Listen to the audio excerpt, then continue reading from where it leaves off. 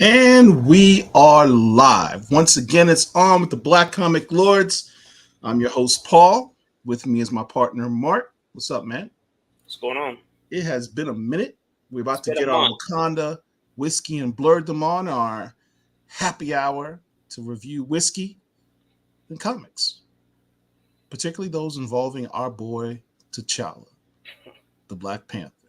Notice I didn't just say the Black Panther because nowadays we got to specify T'Challa, the Black Panther.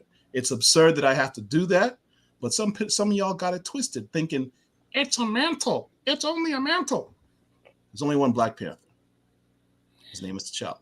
There are more than one Black Panther, but the only one that we care about for the most part is T'Challa. It is T'Challa. So what you sipping on today, man? Actually, nothing. I'm kind of tired, and I didn't got an early day tomorrow, so I didn't want to You ain't got no do liquor? You anything told me today. you had a new bottle of liquor. I do, and I would have opened it a couple hours ago, but it's getting late, so I was just like, nah, I'll save it Damn till you, next old time. man. Well, I have a new bottle. This bottle is called Duke and Dame Salted Caramel Whiskey. I met this brother at a um, Caribbean festival here in the Orlando area. Um, and as it turns out, he's an old high school friend of my sister in law. And he was, doing tastings of this liquor. And it was, let me tell you, requires no mixer, no chaser. Just pour on ice and enjoy Duke and Dame. Big up to my man Chiba, who is the owner, entrepreneur, Black home. CEO, and president, black owned company, Jamaican brother, um, based out of South Florida. Duke and Dame. If you want some good liquor, this is it. I'm opening this new bottle I got. There is a whiskey that's up here that is also black owned, and I think it's called Greenwood or I'll have to get the name and find out what it is, but there's another one that's black owned. Literally smells like salted caramel.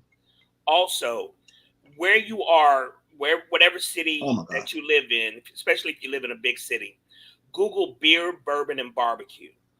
Beer, bourbon, and barbecue. It's basically That's like a tour, right? They go around because I think they've been down here before. They've been in Tampa, and I've told our other friend, the other Mark Joseph, who lives in Tampa, which is about You an want to say hour his and full change away government from name Orlando. online. I've told him about beer, bourbon, and barbecue because I know it's gone to Tampa. But I mention it because it's coming up here to Atlanta next week, next Saturday, a week from tomorrow, and I will be there for that. So if it comes to your area, it's one price, 4 to 6 hours of basically just drinking, all you can handle for the one admission price. So I highly recommend it. Beer, bourbon, and barbecue if it comes to your city. What's up, Autumn? Thank you for joining us Yeah. for another edition of Wakanda Whiskey and Blerddom. Good evening. Hello, hello, hello. So let's start with some So Wakanda. something that well, hold on. Before that, has not Black Panther the John Ridley run ended? Not yet. One more issue. Okay. And I ask it that way because I've not picked up the last two issues. I've seen a lot of what people said about it on social media when the issues dropped. And I'm like, I'm just not gonna spend my money on that at this point in So time. you're not And going to complete. You're not going to complete your run. I'm not saying I'm not gonna complete it. If I do, it'll be at a later date and time when those books hit the dollar bin. I'm not in a rush to pay full price to watch him denigrate literally our hero. I just refuse. And then this past week, it hit social media about an essay that Ridley wrote years ago. I can't remember It the was in exact. 2006, I believe.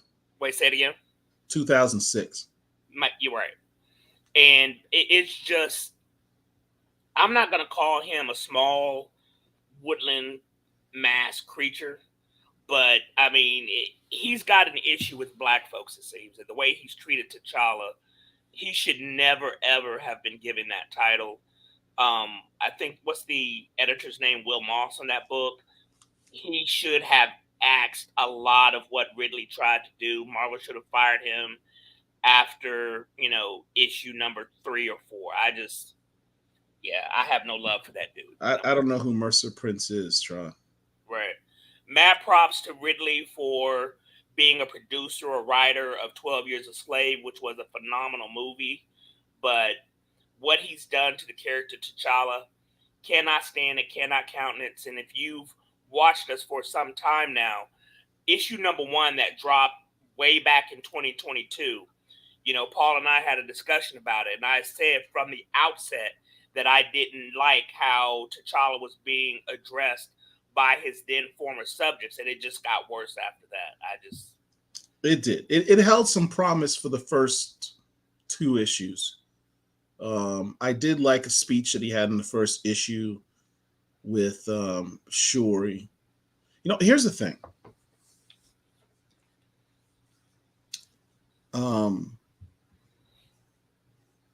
The whole premise of why T'Challa is in trouble is what bothers me. It's stupid. He's in trouble because he held secret agents around the world, poised for if the world goes bad, these agents could step in and take over. None of what he did was for his own personal benefit. None of it. It was for his nation that he was the sole monarch of. So it's stupid. Tron says Mercer Prince is ASAP Ricky's whiskey. I don't know who ASAP Ricky is. I know who ASAP Rocky is. I don't know if that's a mistype or whatever. But no, I haven't heard of it. I haven't heard of it either. But yeah, so he has these agents throughout the world. For my part, that's considered good leadership. There's not a single country in the world that doesn't have secret agents. They're called spies. There's spies or counterintelligence operatives, to be specific. There's not a single country in the world that's on a world stage that does not prepare for the worst outcomes of their both allies and enemies. Everyone does that. That's called good leadership. Like literally. Like in real world, there are countries or nations. I mean, some of the smaller ones, I'm sure, don't have them.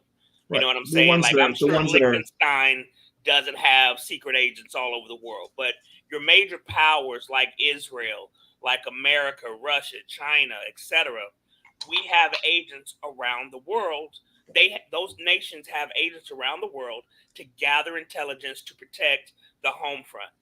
T'Challa having that done to protect Wakanda is logical, and as Paul just said, it makes good sense.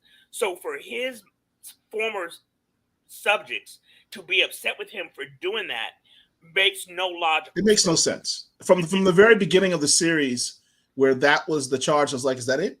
No, he's got to be building something else. And that something else was, your best buddy decided to take it to the extreme and take over the world. Now, better writing, in my humble opinion, would have been to put T'Challa in that role. Instead of creating this character Jai and say, one of my agents went rogue, have T'Challa, if you really want to do your homework and do your research and expound upon what has previously happened. Think about it. The last several years for T'Challa. There was this war with the X-Men.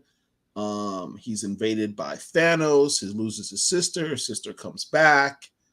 In the Coates run, he goes out and has the country rebel against him, and he ultimately declared they established a parliamentary democracy. And then he goes off into space for whatever period of time that is, space-time and continuum and all that stuff. And he ultimately is a slave, deconstructed as a slave, There's no greater deconstruction than being a slave with no memory of your past. That's what Coates did. And have him go from a slave, rise up as a revolutionary, and ultimately become an emperor in the end. You progress with that story. The Empire of Wakanda is never mentioned at all in Ridley's run. I wasn't enamored with that storyline, but but naturally, that's what you want to do. I wasn't enamored with that storyline, and I did not like Coates' run. But in hindsight, it wasn't as bad as I initially thought, especially in comparison to what we got with Ridley.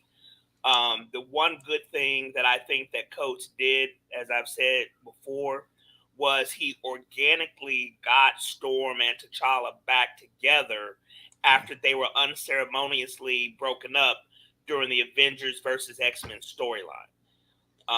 So this is what he could have done, what he should have done, in my opinion. Take it to the extreme. He just got made emperor of an entire galaxy. He sees what corrupt governments can do, right? Firsthand. He was a slave. He saw what the evil empire under N'Jadaka did, enslaving all these people throughout the galaxy. And he comes back to Wakanda, and this now he's got a parliamentary government. They're like, well, we just kicked you out as king, and now you come back to us as the emperor, and have him chafe at that role, right? And say, you know what, this is kind of beneath me. You guys don't need me anymore to run the day-to-day operations of Wakanda. And I now see a bigger picture. I'm seeing the empire, and I see what corrupt governments could do. And here it is on Earth. I see the same thing. We've got corruption in North Korea. We've got corruption in the United States. We got corruption over here in Iran. Why don't I clean up the world? Why don't I take my secret agents, my war dogs who are part of Wakandan history, and have them have orders to take over the world? Not out of some malevolent, tyrannical, I want to have power for myself, but simply a matter of, if there is corruption around the world, I'm going to clean it up. Now, that's one way. Yes, that could have been done, but the history of the character, that goes against the character's character, for lack of a better phrase. And what we haven't seen in Ridley's run doesn't. I'm not discussing that. I'm just saying that your suggestion, although different than what Ridley did, flies in the face of how that character has been. Another thing with Ridley is he has the Avengers pop up, specifically Captain America, Stephen Rogers. And it's like Ridley has never done any background, had never read anything about these characters and how their personalities were, because Steve and T'Challa are like brothers, right? They are very, very close. Right. And the way that Ridley had Steve talking to T'Challa, like he was his, sidekick who had no responsibilities whatsoever, it was just very, very bad. And I don't read I Am Batman, but there are people now criticizing what he's done over there by having, I guess, Lucius Fox have some side kid or something. I don't know. Let me get to that, because I do read I Am Batman, and I have been on record on here saying multiple times, John Ridley is a good writer. We've seen him write well, whether it be American Way, the I Am Batman series, DC's Secret, the other history of the DC universe. Huh? He wrote Deceased? No, I said the other history of the DC universe. Okay. These are good things that he has written, so he can clearly write. However, I Am Batman I have praised throughout the entire run. He caught some heat because he changed a critical factor in one of his characters. He made, and this isn't a spoiler because this came out like an issue or two ago, he made Jace Fox apparently, I don't like to use the term biracial, but as it turns out, his mother is not the woman who he thought it was, Lucius Fox's wife, but actually I think she's Vietnamese woman who Lucius Fox, his father, had an affair with. So it didn't really make a lot of sense because I don't know about you, but if you have brothers and sisters, I would think that if one of your brothers and sisters' parent was Asian, you might pick up on that. Black folk kind of pick up on certain things like that. They got something in them. They got something in them that just doesn't fit the rest of the family. There's a look that you would look distinctly different if if one of your parents was Asian. You would think. That didn't come up at all in the family. And the dude was grown. So it's like, maybe I can understand the first. It was completely illogical. Not read the book at all, but just human nature. You may not mention it the first, 5-6 years of that kid's life, maybe 10. But at a certain point, that's something that you may very well bring up. And as an aside, you got this woman raising the side chick's baby. Right. Like that's the next point, because you haven't read it, right? I haven't. No. So here's the thing with that. So when he finds out that his family's been lying to him about his parentage, he walks out and he proceeds to now refer to his parents as Lucius and Tanya. Not mom and dad, Lucius and Tanya. All the while understanding throughout his entire series, how Ridley has written it, the mother has been his biggest advocate. The mother, Tanya, has raised him since he was a baby as her own and has never treated him any different than any of his children, any of the other children. When Jace had a falling out with his father, the mother was his advocate, in his side, always the one he could count on.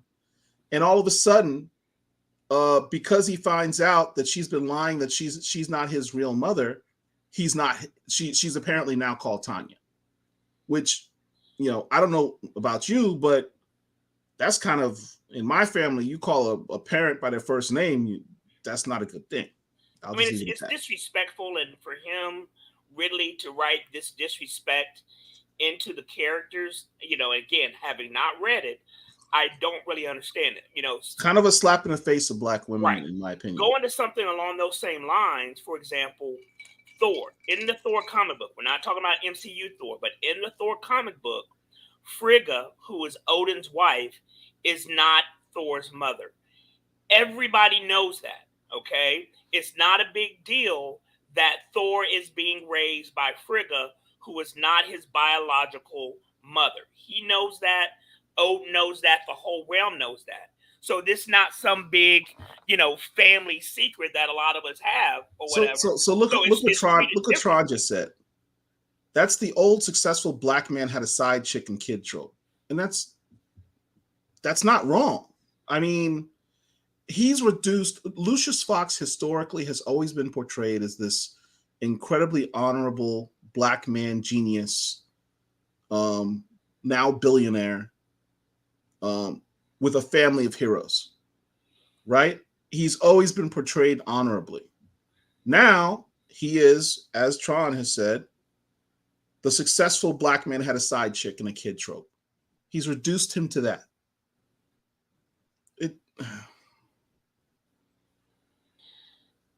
I don't. There aren't many Black male superheroes out there. And then for him to do that, it is kind of a slap in the face. That, going back to Wakanda Forever, which I have not and will not see, that's kind of the same thing what Coogler had T'Challa do. So Derek points out why Ridley says he did it. Now, understand, this was not Ridley's intent at the beginning of the series. He said in an interview recently that as he was doing the series, his son, because apparently I believe John Ridley's wife is also Asian, and they have a child. He said, "Dad, how come there's no, superheroes that look like me?" And so that's what prompted Ridley to make Jace Fox half Black and half Asian. He could have created a whole new. He could have had Jace Fox get with an Asian chick. and Right. have a kid Or created a new character. You're a completely new. writer. You know You what I'm have a saying? writer. You're writing a superhero comic book.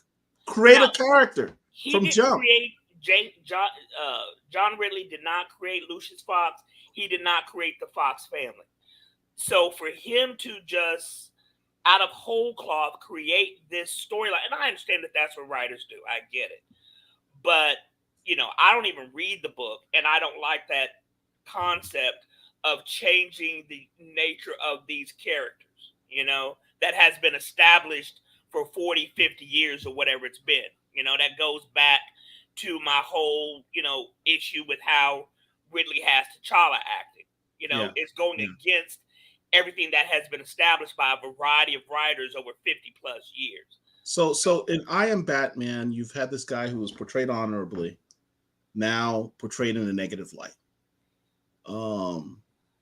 You now have Jace Fox, the hero of the story, treating his mother, who's raised him and has been his biggest advocate, treating her like trash because she didn't treat him like a stepchild or a bastard. Or didn't tell him his big family secret. I can understand having some animosity about that. I do understand that. But to create this tension and dynamic was unnecessary because it could have been done a whole completely different way. These characters are not your personal property. And I understand that you may want to instill certain things in there that come from your own personal family dynamic.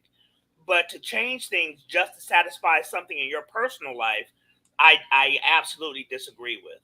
Derek says the next writer can fix all this by going the Ned Stark path. What, cutting his head off? I don't understand that. I don't. Oh, okay. So basically, for those who don't know, Ned Stark was the paterfamilias of the Stark family, House Stark in Game of Thrones. Ned was raising Jon Snow, who was allegedly Ned's bastard child during the war, only to find out, spoiler for a 13-year-old show, Jon was actually not his son, but his nephew. His sister was married to the enemies of his side, right? And so he raised this child as his own because he didn't want the guy who eventually became king to realize that Jon Snow was actually the rightful ruler of that country. So yeah, that's what I don't see Derek. I don't see him doing that. If you read the book, the mother acknowledged that it was Lucius' kid. Lucius acknowledged it. Tanya acknowledged it. Everybody acknowledged that this is indeed what happened. So that would be a great retcon, but I don't see it happening based on what they put in the story, unfortunately. Yeah. Anyway, so let's get off of John Ridley. Wakanda. Let's get off of John Ridley. Let's talk about some other more interesting Black Panther stuff. Now, Wakanda issues 4 and 5. Now, the good thing about 4, which is the one you have in your left hand, your other left hand, that's your right hand, the left hand. This is 4. Okay. Well. Oh yeah, no, my bad. Okay, and stop bending those books like that. Seeing you hold the books like that and bending the spine triggers me. So what was cool about that book? Normally, I would say in the Wakanda books, the story A is irrelevant. I don't care about the story A. It's some story. Fine. Let's move on. Let's jump to story B that talks about the history of the Black Panthers and the annotations at the end of the book, which have been highly detailed and just it's basically a shopping list of books that you should have to complete your Black Panther collection. However, to learn about the history of the character. Correct. However, with regard to issue 4, there's an exception. Not because Tosin is in it. It's fine. Tosin's a new character. You get to see more of him. But the introduction of Tosin's girlfriend. And the fact that Tosin's girlfriend part of a sect of Wakandan witches, sorceresses that exist. That's never been revealed before, not directly. There has been mystical elements in the Wakanda. They've mentioned it before with Dawavari and we know that the mystical side and sorcery does exist in Wakanda, but they've never really named a specific sect of mystics in Wakanda. So that was a good expansion of the universe. And this was written by Ridley. I come to see. Yeah. To his credit, he did something good. Right. I still have issue with Ridley's dialogue. He uses Western vernacular in these Wakandan characters, which irritates me. Yep. Constantly. Yep. It's another criticism I have of his run. Yo, real quick, let me interject. You're a Star Wars dude. You watched the Clone Wars animated show. Yes. What were they called? The Night Sisters or whoever? What were they called? The Night Sisters was a sect of witches who kind of sort of had some type of Force-like powers, Force-like abilities. Yes. Right. That's who I would equate these characters to be, somewhat like them. He Ridley has introduced new tribes, new sects, new characters into the mythos that is Black Panther. That is a positive. Yes. But like Paul said, the dialogue and the treatment of the established characters is, less than subpar. Okay? Yeah, and I don't want anyone to say, well, Paul thinks everything John Ridley has done on Black Panther has been all trash. That's not true. 90% of it has been trash. He has done some world building, which was good. Yeah. The what was the name of Tosin's tribe? I can't remember the name. Yeah, I can't. But the tribe from the Mute Zone. I thought that was a cool concept. Yep. Tosin himself, cool concept. These witches, cool concept. Yep. Seeing Wakanda sort of struggle and evolve with the parliamentary democracy, even though I didn't like that happening to Wakanda under Coates' run, he expanded upon it. I don't like that at all. I mean, at least he continued with the story, which is what you would expect to some degree, and not ignore that it happened prior. But yeah, I mean, it wasn't all bad. It's just his execution with regard to the dialogue I had problems with. The premise of why T'Challa's in the doghouse makes absolutely no sense whatsoever to anyone with half a brain and anyone who's read any of the Black Panther history. It doesn't make any sense. And then finally, his treatment of T'Challa. People are like, well, you think T'Challa's perfect. You have Batman syndrome. You think he can't get his ass whooped. That's not it at all. T'Challa's gotten his butt whipped a bunch of times. We've been down that road with him, with Ridley. It's not the fact that T'Challa gets beaten. It's the way that he has done. There's not a single issue in this run where he hasn't got his ass kicked. Right. By regular humans, not just Captain America. By regular humans, he's gotten his ass kicked.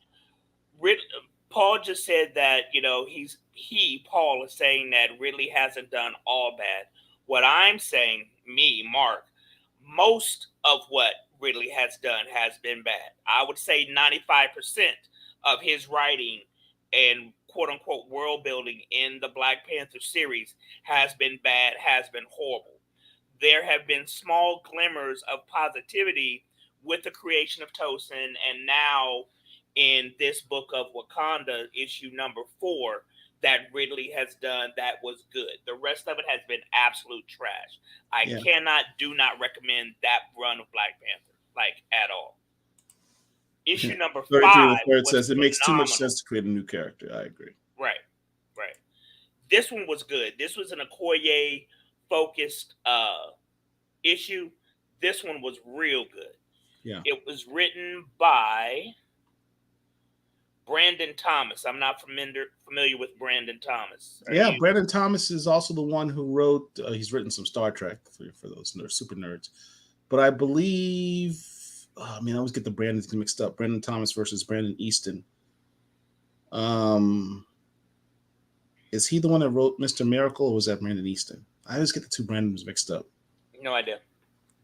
But let me just say the story A in issue number 5 about Okoye was very good. And quite frankly, the story B was pretty much anticlimactic. It didn't really add anything to the mythos of the Black Panther quote unquote mantle.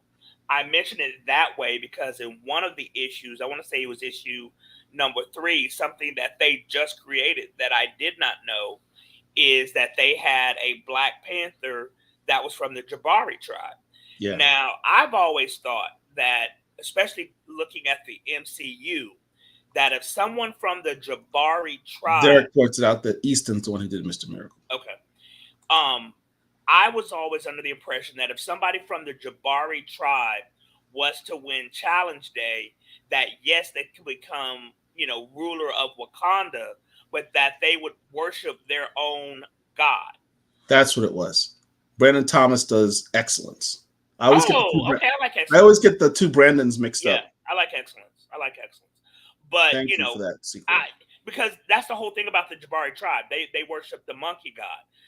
The Black Panther clan, the gorilla god, worships not the monkey god. You know what I'm saying? So the way I used to say it was, you would not expect a Muslim to become Pope.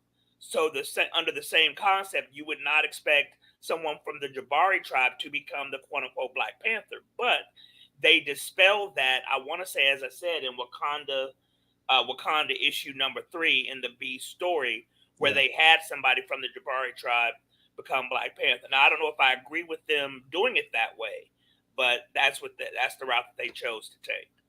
Yeah. Or else, why even have the Jabari on Challenge Day? I guess is the idea. And I take no issue with anybody who's a Wakandan to come in there and challenge. I take no issue with that. But the Black Panther gets his powers from Bast. So praise be to Hanuman. Yeah. And that's it. So what other? Well, so look. Here's the thing. Because this is Wakanda Whiskey and Blerddom, obviously we focus heavy on Wakanda. There was a big book that came out this week with ties to Wakanda, and that's it. That Mark is holding up. Mark. Spider-Man: The Lost Hunt. Let me tell you, I posted up on the Facebook page. If you haven't bought the book, you need to go out and get this book. Why is that? No spoilers because it just came out. I won't spoil it per se. It has ties to Wakanda, big ties to Wakanda. It has big ties to Wakanda. It also gives a definitive background on Kraven the Hunter. Yeah. It fills in the holes of things that have always just been kind of alluded to in the past. There's Kraven's always had some African ties, so to speak, and now those African ties are specifically mentioned as being Wakandan. Let's back up. Back in the 1990s, in these Spider-Man books, there was a storyline. I want to say it was called The Hunt, maybe, where basically Kraven tracked down Peter Parker, right? Kidnapped him, disabled him, buried him alive. Kraven took on the actual mantle of being Spider-Man himself. The spider totem, wearing black symbiote, but an actual cloth Spider-Man uniform, and he was going around, fighting crime, so to speak, the way that Kraven would, being more brutal or whatever the case may be. See, Cole says there's a recent issue of Thor, your boy Thor, with a Wakanda link as well. Make sure you give us that issue number. Yeah, I'll have to think about that. But with that, Sean specifies Kraven's Last Hunt. That's the storyline you're talking about. Yes, Kraven's Last Hunt. Yes, that's what it was. And this book right here ties in to that story to a certain degree. Yeah, with giving no spoilers other than the fact that it ties heavily into the Black Panther mythos and to Wakanda issue number 5 with the Okoye on the top of it. So you could literally read those two books in conjunction with each other. Is it the Wakanda #5 or the one with Tosin and the mystical girl? Oh yeah, I'm sorry. Yeah, Paul's right. Paul's right. Wakanda issue #4. I apologize. Yeah, Wakanda issue #4, and then this issue right here could very well be read in conjunction with each other. And for Within a those who, span of 2 months, these books are all tied together. right, and for those who don't know, Craven the Hunter, who has been in the Spider-Man mythos since the 1970s or whatever, is some Russian dude who has imbued himself with certain abilities through mysticism and fruits and berries and stuff, where he is a hunter and can track pretty much anything anywhere. He's superhuman, but not to the point of like Captain America or Superman or anything of that nature. Ah, Right? Chillmonger's in the house. Let me tell you, Oh yeah, yeah, Chillmonger. yeah. I follow him on Twitter. I follow him on Twitter and YouTube. Chillmonger has a dope show. If you guys are on YouTube, make sure you check out Chillmonger's show. Um, I've actually invited him to come onto this show with me and you. So Chillmonger, let us know when you're free. We would love to have you on this show and talk Black Panther. He's kind of like us when he talks about Black Panther Right. and the current state of Wakanda. He just did a really dope video on, how'd you phrase it, man? It was um temporary inclusion, I think it was. This is how he phrased it. Really great video. Check it out on YouTube. Right. Craven the Hunter is known as a Spider-Man villain who has a little bit of mysticism, and he's basically, a hunter. He's a great tracker. He's got a little bit of superhuman strength, not to the part of Spider-Man, but despite that, he's handed Spider-Man his butt time and again. Now, ultimately, Peter ends up winning. Temporary representation. That was Right. the name of his video. Go on YouTube and check out Chillmonger's temporary representation video. Brilliant video. Peter He nails it eventually on the comes head. back and wins, Craven has been a consistent thorn in Peter's side. Also, they're bringing Craven to live action, and they're having my boy who played Quicksilver as Craven, which I don't really understand. I'm getting tired of them recycling the same actors over and over there's again a lot to of play guys that could multiple have done that. superheroes. I don't, or it's to play different comic So book characters. the question becomes: this fruits and berries that you mentioned that Azor is joking about here, is the fruits and berries going to be explained in the movie the way it's explained in the comics? Who knows? Not Jonathan Taylor Thomas. What's that dude's name? I don't remember his name. God, I'm about to look it up right now. He was in the movie Savages. He was also in Aaron Taylor Johnson. Aaron Taylor Johnson is going to be Kick-Ass. Raven. He's a phenomenal actor. I didn't know the dude was British for the longest time. I didn't realize he was a Brit. I didn't know until you just told me right now. He's a great actor. Also, he's in the movie Bullet Train, which is currently on Netflix. If you have not seen the movie Bullet Train, you've got to watch the movie Bullet Train. If you can watch it under the influence of something, even better. Like liquor, something legal in your jurisdiction. It is hilarious. Preferably Duke and Dame salted caramel whiskey. This stuff is phenomenal. I am not getting paid for this, by the way. I was about to say, he's not going to give you a free bottle. I'm not getting paid to like the dude's video, like the dude's liquor, but honestly, this stuff is delicious. Duke and Dame salted caramel whiskey. But yeah, Aaron Taylor Johnson, or whatever I said his name was. He's a very, very Aaron Taylor Johnson. Yeah, he's a very good actor, and I highly recommend the movie Bullet Train, which is on Netflix right now. You gotta watch it. But we were talking about a book that has a tie directly to Wakanda, the nation that you wouldn't think of. There's another book that was out recently called Bloodline, Daughter of Blade. Yes. And at the end of this book, there are a couple of panels that also ties into Wakanda. I'm not going to spoil it, but this is a pretty decent book. It introduces the concept that Blade has a child by this woman. The writer is Danny Lore, who I'm not familiar with. The artist is Karen Darbo. I enjoy her art. You've got dark skinned people who look like they don't look wrong. It's not illustrated incorrectly or colored incorrectly, which Right, right. reminds me, the color artist is somebody by the name of Chris Peter.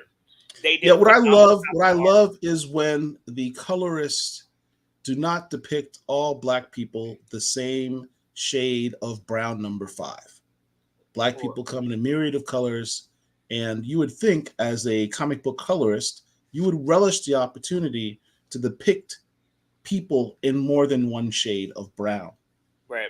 So I appreciate when colorists make that do their jobs properly and actually depict people in different shades. For those who don't know, the character Blade, who was famously portrayed by Wesley Snipes in the 1998 movie of the same name, is a human being who has vampiric powers, but without the weaknesses of like garlic, sunlight, etc. And he goes by the name of Daywalker. Um, Chillmark says, "What Blade, do you think this is, Milestone?"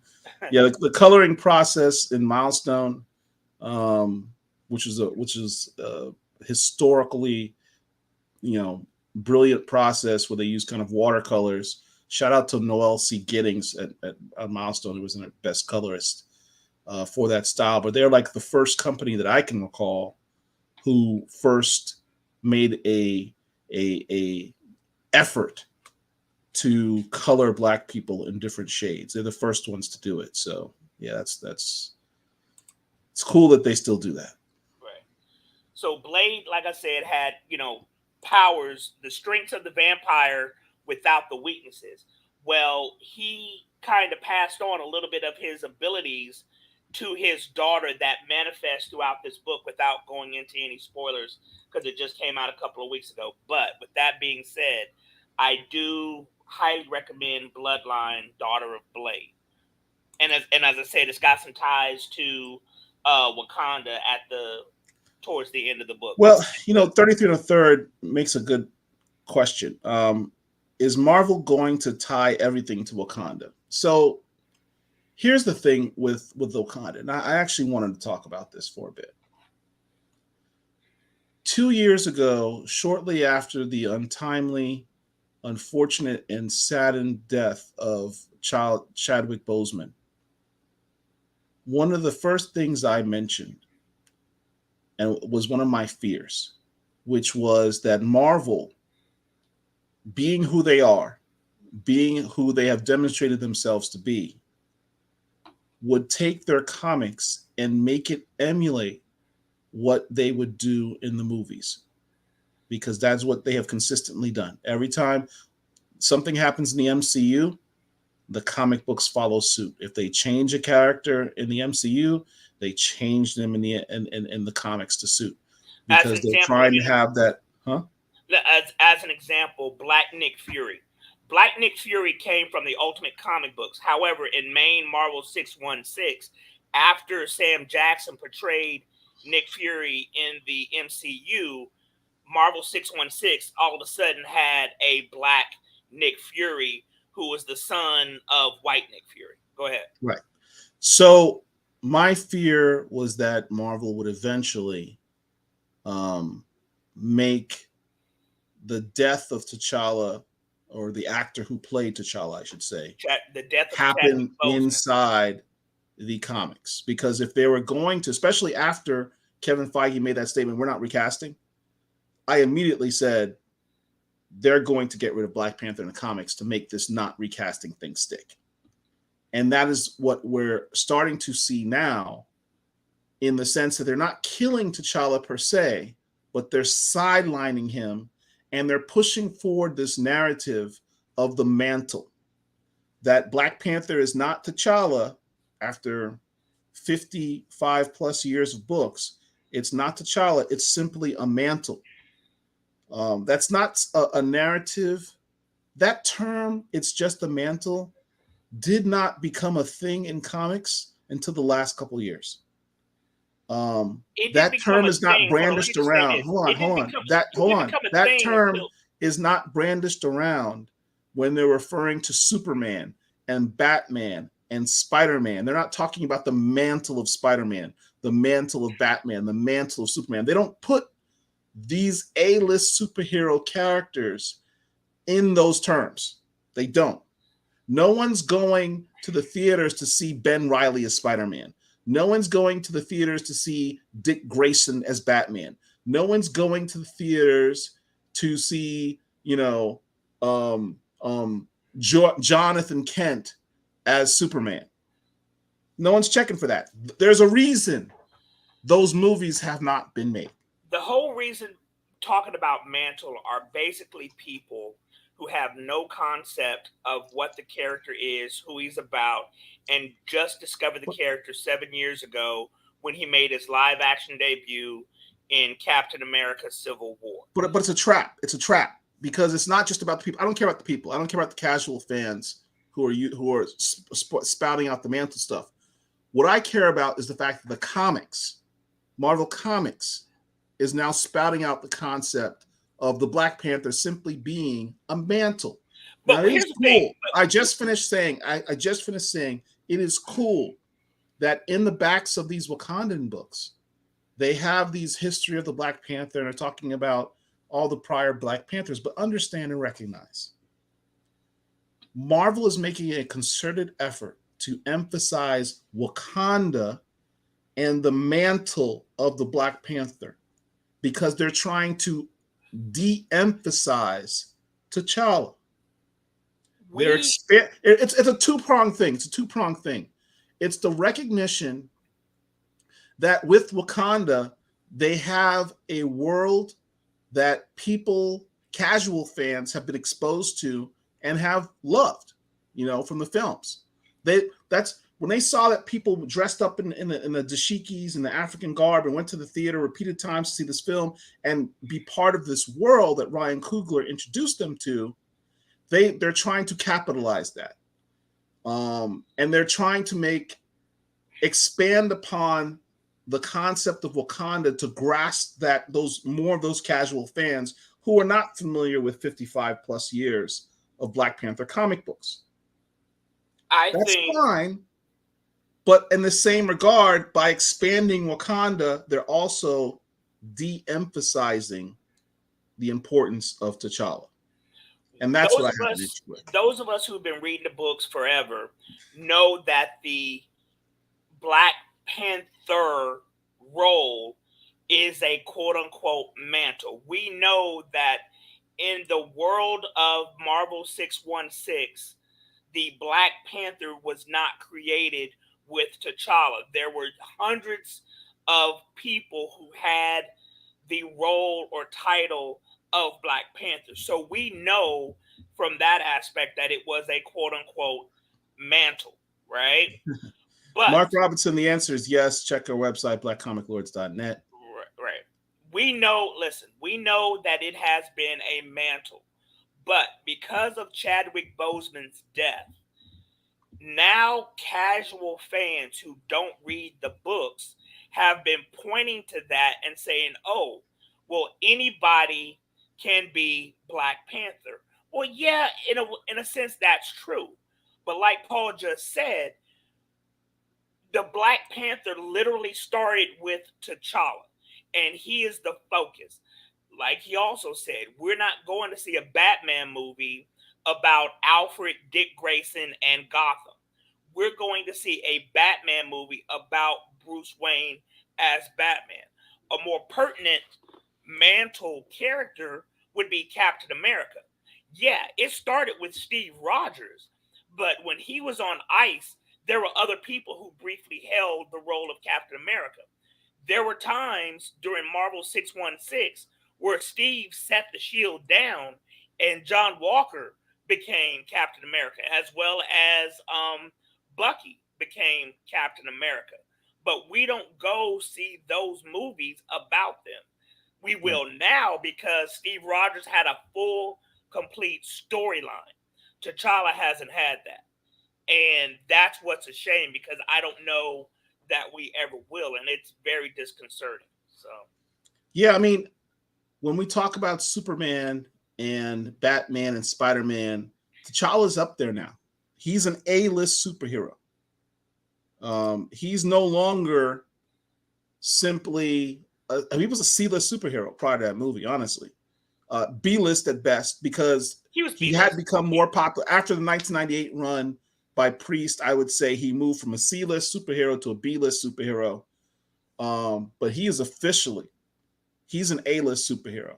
He is internationally recognized. He was an A-list hero for about 3 years, between 19, Lord Jesus, between 2016 and 2019. He became A-list.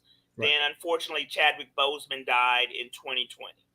So that has now. Well, I don't think he's no longer an A-list superhero, because Marvel is still selling merch that says Black Panther and showing his image on it. His movie did not crack $1 billion.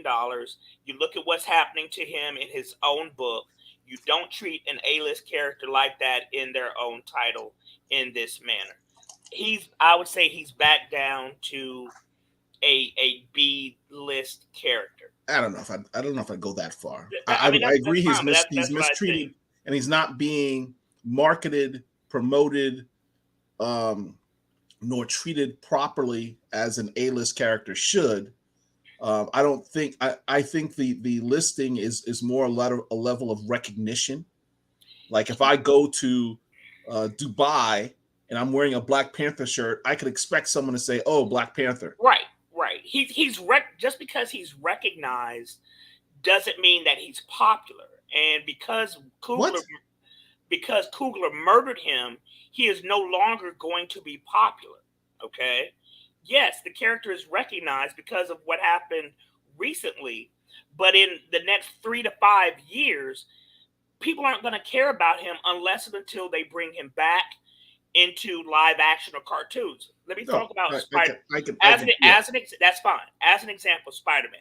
We can all agree that Spider-Man is an A-list character. Spider-Man has been shoveled to the public continuously since his creation. When you look at Spider-Man, big shout out to Kevin Greavy. Oh, hey, appreciate you, bro. What's up, Frat? How you doing? If you have Disney Plus. By the way, we need to get you back on the show, Mr. Greavy. We need to get you back. I'm gonna DM you. We need you back because I know you're working on a lot of projects right now that are actually kind of dope, and you need to talk about them with us. Absolutely. If you go on Disney Plus, if you have access to Disney Plus, and you go on there and put in Spider-Man, there will be no less than 5 Spider-Man animated shows. No less than 5. Okay? Because every couple of years, he is reinvented and recycled and given to us as individuals. That has never happened with T'Challa. T'Challa made an appearance, like a brief appearance in the 1990s X-Men cartoon. I want to say he made a brief appearance in the Fantastic Four. He was in the Ultimates 2 cartoon and was horrible in that. And then oh my God, I watched that cartoon. I've never watched it since. Yeah, it was horrible. I hated that. Ultimates. They literally had Wakandans as spear chucking caricatures. Ultimates 2 was bad. The movie was bad. Ultimates 1, the movie was dope. very, very Ultimates good. 1 was dope. That was basically Avengers. On the first 12 Ultimates books. It was very good.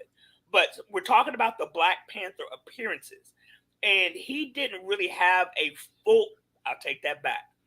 He had a 12-issue stop motion animated cartoon based on the Reginald Hudlin run, which was also very good.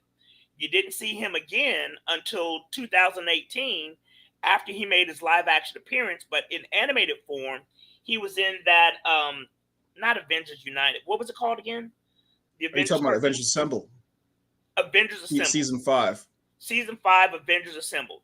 But where has he been as far as... Shout out to Jeffrey Thorne. Where has he been as far as in animation? Okay? You don't want to have him live action? Okay, fine. I don't believe that he needs to be live action. But if you don't want to have him live action, fine. Where's our cartoon about T'Challa? the Black Panther, but they haven't done that. That's why I'm saying he's no longer going to be an A-list character, because he's not being given to us as the general public. It's just not. And that's the part that's pissing me off, is that question that you just asked is not being answered.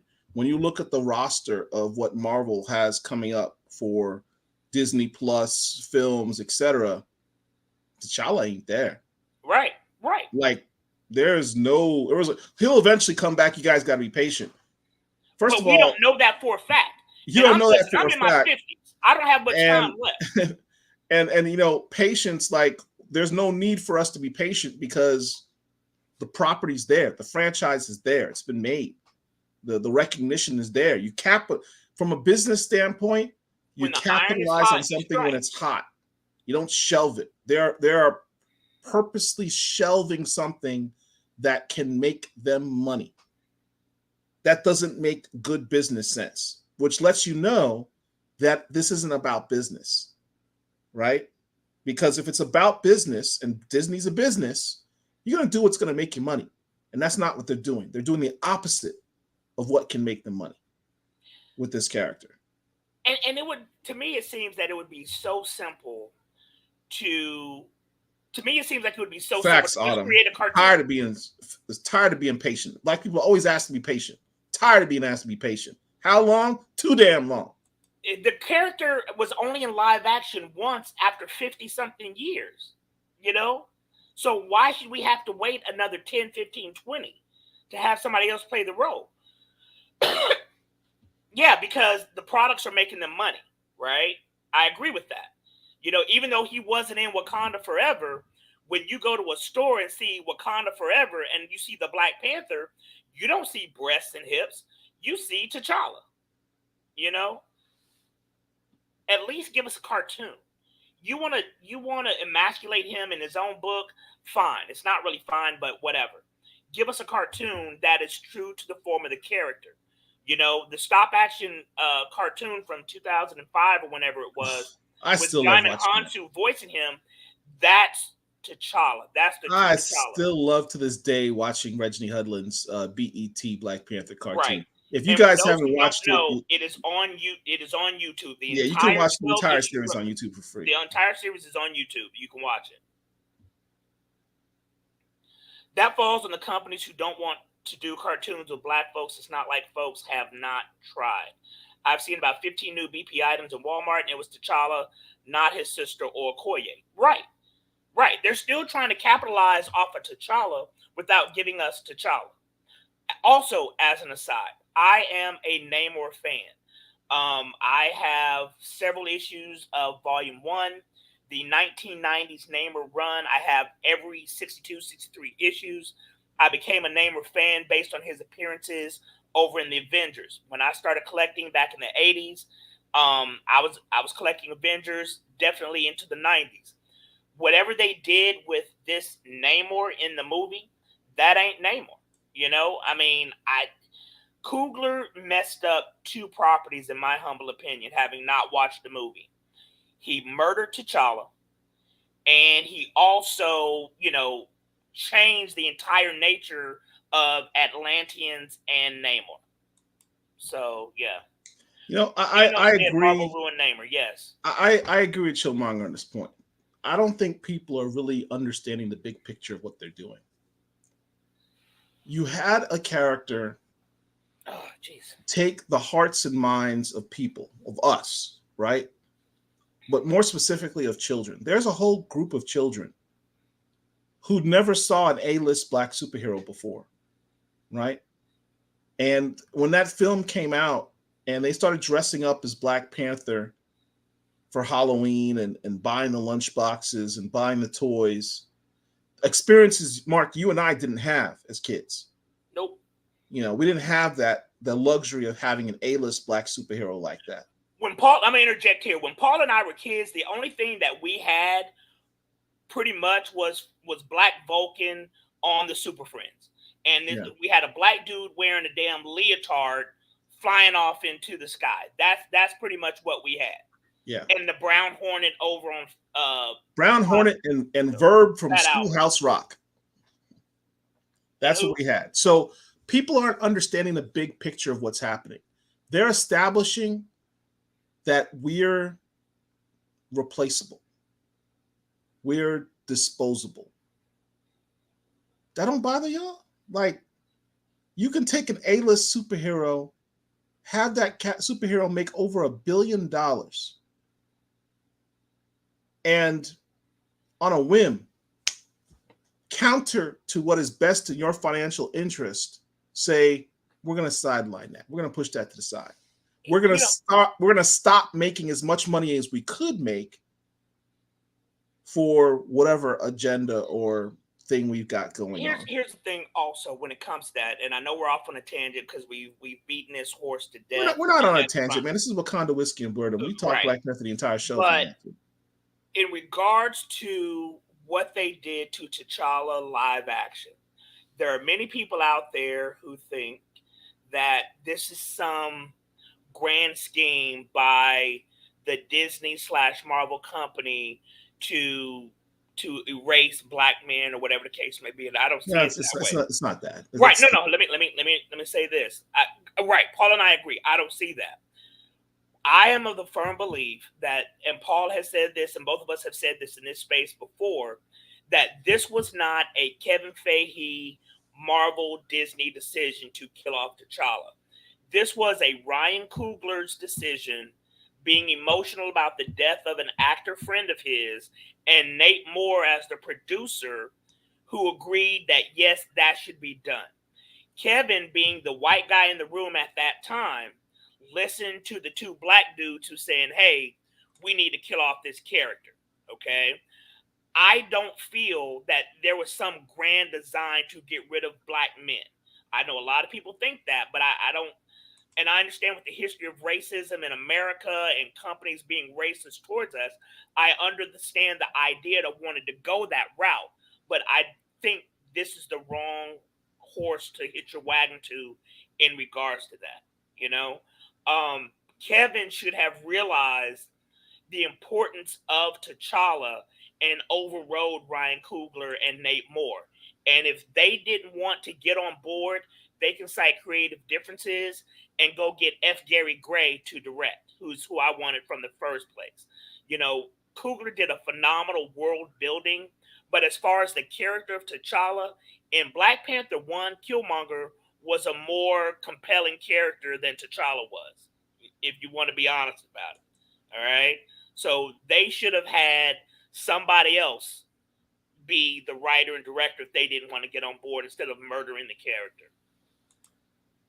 Our man Big Phil says Black Panther was destroyed by the casual fan and the fan that think they so deep that they went into not casting due to fans asking them not to. And that's not Namor in Wakanda movie. So he agrees with you that Namor is not in the Wakanda movie. Correct. Yeah, the casual fans are the ones who are kind of what Disney's looking at. And for them, the Black Panther movie that Coogler made, understand, big fan of the original Black Panther movie at the time. Even though it had its issues, but yes. Even though it did have its issues, T'Challa, it was called Black Panther, but it was really, the movie really should have been called Wakanda. The movie should have been called Killmonger. Or even Killmonger. But the movie really should have been called Wakanda. Because Black Panther was not really the hero of the film. He was not the center of the film. Yep. He played second fiddle really to the larger cast of Wakanda.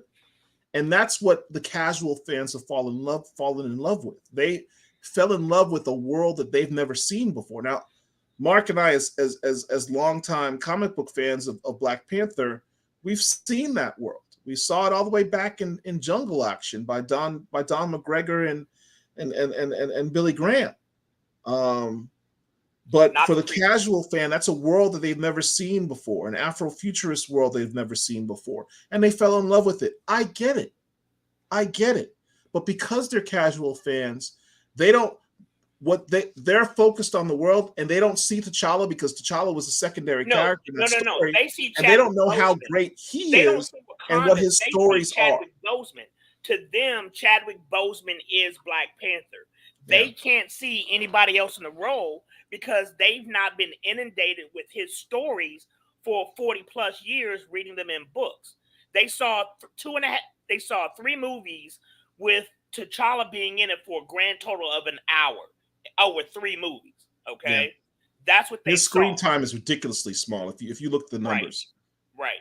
Right. Ms. Marvel has more screen time in the Disney universe than Black Panther.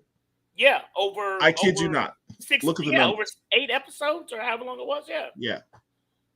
We know more about Ms. Marvel than we know about T'Challa. Yes, yes. Growing up as a 90s kid, go back. Growing up as a 90s kid, all I had was BP and Storm, but they were unfortunately still very limited. Storm was definitely limited on an individual basis. You know, she was all over the place in the X-Men books. She was. But she never got her own shot of comics, like Wolverine did. But the problem with Storm is they never let Storm go beyond being part of a team. And she's a historically significant character. And she has not, her solo issues are ridiculously small in scale. She's got one that was written by, who was it? Eric, it wasn't Elin. Dyson. Yeah. Casual fans did not hire writers who openly hated the character. I mean, Marvel bears some responsibility for what's going on with T'Challa right now. They bear a huge responsibility. Looking directly at you, Will Moss. Yeah, we see you. Like, I don't know what they were thinking. I don't know what they were thinking. I mean, maybe they were blinded by Ridley's Oscar, you know, and the gravitas that he had with that. But yeah, no.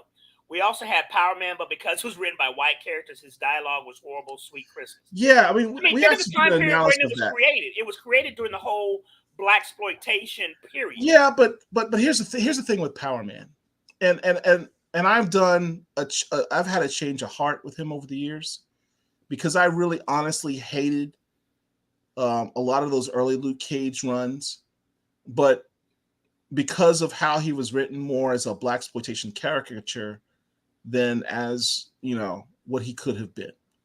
The later iterations of Luke Cage is what I enjoyed the most. I became more of a Luke Cage fan in the 90s when he had his solo run called Cage. That's when I became a Luke Cage fan. That was because a Marvel Knights book, the Marvel Knights book? No, it wasn't a Marvel Knights book. Cage wasn't you're thinking of the Max series. Okay. I'm talking about the Marvel series that had like Dennis Cowan on it, and yeah, I know what you're talking I want to say even Reggie Hudlin was on it at some point. 1 or 2 of those issues. But that's when I became a Cage fan, because they pulled him out of that caricature mode. Right. And then honestly, if I'm keeping it a stat, with Bendis, Michael. When he was what was it, the New Avengers? Yeah. Oh my God! What Bendis did with Luke Cage, Bendis threw mad respect on Luke Cage's name. You can fight me on that. Bendis made him a leader of the Avengers. Yep. And gave him stuff to do that was tangible and substantial. Bendis is the one who's given us what we now know and respect and love as the present day Luke Cage. And the only issue that I have with Luke Cage now, and I have no problems with interracial relationships at all whatsoever. Love is love, you know, male, female, whatever. I don't care about that. But I do take issue, and this is something that we've mentioned before, is that in comics there are no long-lasting black love relationships between superheroes. It does not exist. And that's why I give mad shout out to Reginald Hudlin putting Storm and T'Challa together. They could have been and should have been our version of Reed and Sue. Yeah. Or Clark and Lois, or Peter and Mary Jane, or whatever. Y'all in the chat right now, tell me how many black superhero families there are in mainstream comics. When I say black superhero families, just to be clear, I'm not talking about a one character who's married to a human person and who doesn't have powers and they have kids. I'm talking about a powered mother, a powered father, and powered kids. But you know, in fairness, there aren't many white families that are like that. Okay, you've got Scott and Marvel Girl or Right. Marvel Woman, whatever she goes by now. You've got the thing, and his wife. What's But her she's face? but she's Alicia. not Although she powered doesn't though. have powers, but they do have superpowered kids. They're adopted, but They're not, so they have that super. doesn't count. Reed and Sue had Franklin, who had a power, but he no longer has a Valeria. power. Lois and Clark, superpowered, non-powered. Who else? Peter and Mary Jane, superpowered, non-powered. Batman and Selena, non-powered. Who else? Those are the main ones that come to mind. But with that being said, there are and as far as the superpowered family, you have the Black Lightning family, but the Yeah, wife is not powered, but Jefferson Pierce has two superpowered doesn't happen that kids. often. Right. It does not. But and again, you don't have the black love aspect, right? I just mentioned that, C. Cole. You have Black Lightning and his daughters, but that's pretty much it. There may be some over in the X-Men. I'm not up to a lot of the X-Men lore from the 90s. Blue Marvel Azell and said Monica Blue Marvel and Rambeau are no Monica longer Rambeau. together, and they don't have kids, and they're not married. They don't count. Yeah, you haven't read the latest issue of Photon, my brother. Okay. Obviously. You have Sam Wilson is with who? Misty Knight now? Yes. Oh, But well, kind of. They were together, but if you read the latest issue of Captain America, Symbol of Truth is his title, they apparently broke up. right. But they weren't married. They were not married. T'Challa and Storm were married. For about a 10-year period of time, when you had alt world, hell, even now, Tom Taylor's done this. When you have alt world stories or future world stories of Marvel, you have Storm and T'Challa together and their progeny.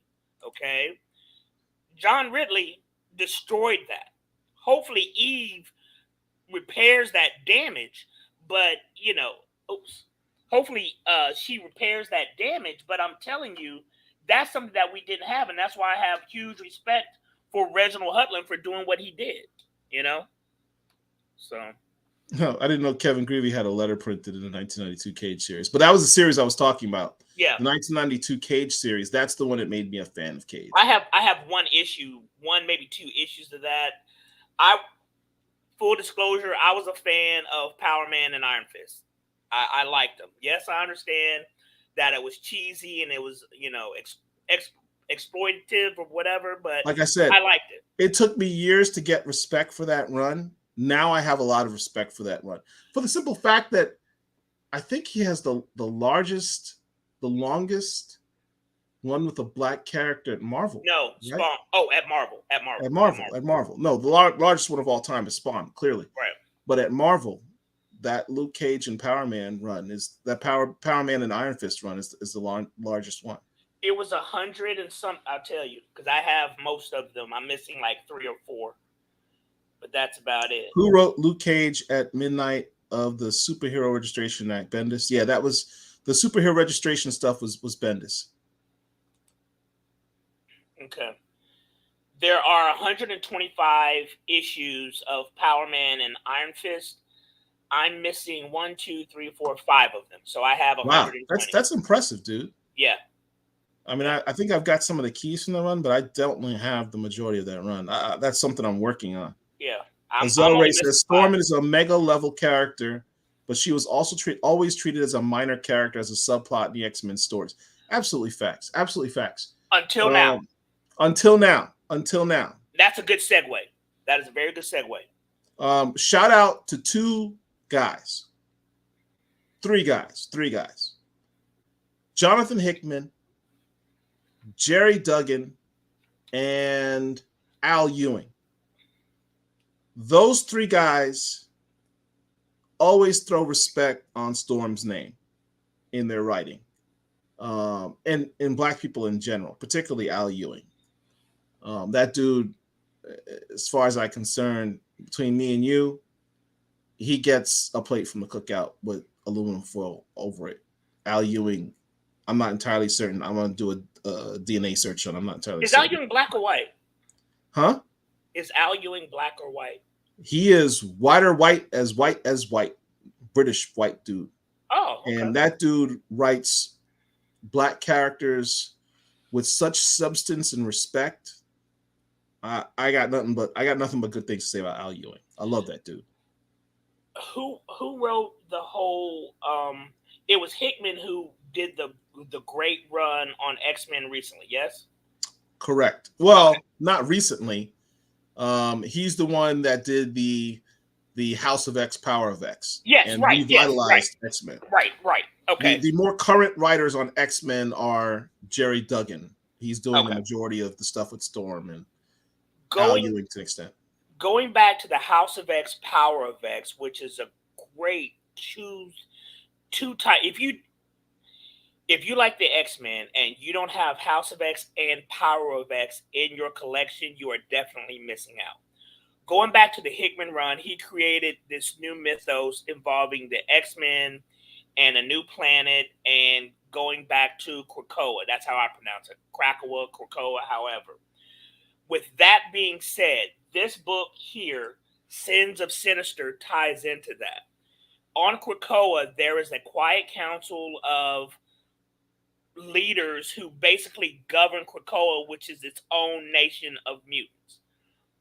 Without getting too much into it, Mr. Sinister, who has been a villain, since his creation back in X Factor #1 or whatever it was, has done some machinations to kind of take over things.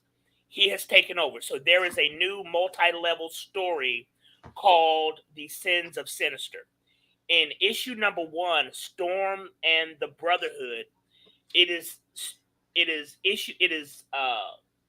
episode 2 of that storyline. Storm takes front and center. She was, during the Hickman run, basically the regent for the solar system. The mutants left planet Earth, inhabited Mars, and terraformed it. And they set out to the world, to the Kree, to the Shire, to the Skrulls, that if you want to deal with the solar system, you have to deal with Arakko first. And Storm was the leader of Arakko, and by definition, the leader of the solar system, which includes our sun and the 9 planets, or 8, because Uranus is no longer, Pluto's no longer a planet. They are the controlling force in this star system. Storm is an Omega level mutant, but like Paul has been saying, she has never gotten her just due. To my knowledge, she has only had one limited series back during the time when Reza Hudlin was putting Storm and T'Challa together. Storm's had 3 series. I don't recall them. So that's the only one that I know. What are the other I can show you all of Storm's series. Hold on, give me a second. The X-Office, Chillmonger says the X-Office don't want the email, so they have to be apart. Well, whatever. And going back to Storm. I had no problems with Storm being with Forge. The way me growing up as a teen, Storm was with Forge back in the 90s. I took no issue with that. None whatsoever. I take more issue with her being, I hate this term, but I'm going to use it anyway, somewhat of a bed wench for what? For Wolverine. Oh, man. And whoever else they made her with. You're going to make me have to do your... Give her love, not just sex. She is worthy of love. T'Challa's worthy of love. Everybody is.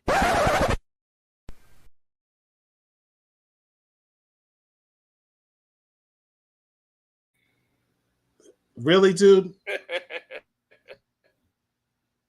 But she is a way of being focused. See, that's the internet now. Chastising you and slowing down your internet. Yeah, but Storm is worthy of being focused on, and I like how in this book she's front and center. If you don't have this book, this is a very, very good story. I'm not going to spoil it, but I definitely would encourage you to get Sins of Sinister #1 and the whole cross issue storyline. I said that I was no longer going to do those because I felt that they were money grabs, but this story is actually pretty good. Have you read these? The Storm and the Brotherhood of Mutants? I'm talking about the Sins of Sinister, the entire storyline. Oh no, no, no. There's too many. That's been No, too. it's only been two that. Well, the main two. Number one in the story was Sins of Sinister, and that's just one. That's just one book. So this one, I think I'm going to go ahead and get all of them because it is pretty good. So I was telling you about the Storm series. Here's volume 1. This issue is one that you want to get, obviously. This is the very first Storm solo issue of all time. I don't remember that. Yeah. This is from what, 96? Something like that. Yeah, 96. 4-issue series. That's volume 1. Volume 2. This is the one. This is the classic one by God rest his soul, Michael Eric Dyson. I mean, sorry, Eric Jerome Dickey. Yes, right. I was about to say yes. Eric Jerome Dickey. Sorry, Eric Jerome Dickey. That talks about the relationship of Storm and T'Challa in more detail. Volume 3 is this one. Yeah, I'm not. This is probably the most recent Storm one and the one that lasted the longest. This wasn't a mini series as the other two. This was an actual ongoing series that made it all the way to issue 11. This is back in 2014.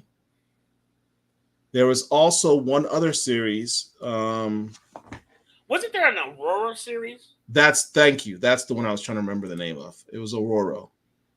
And that is here. Yeah. Before the Storm. Yeah, I don't have This that is one. from 2005. So Storm has had 4 solo titles into her name. That's more than I realized.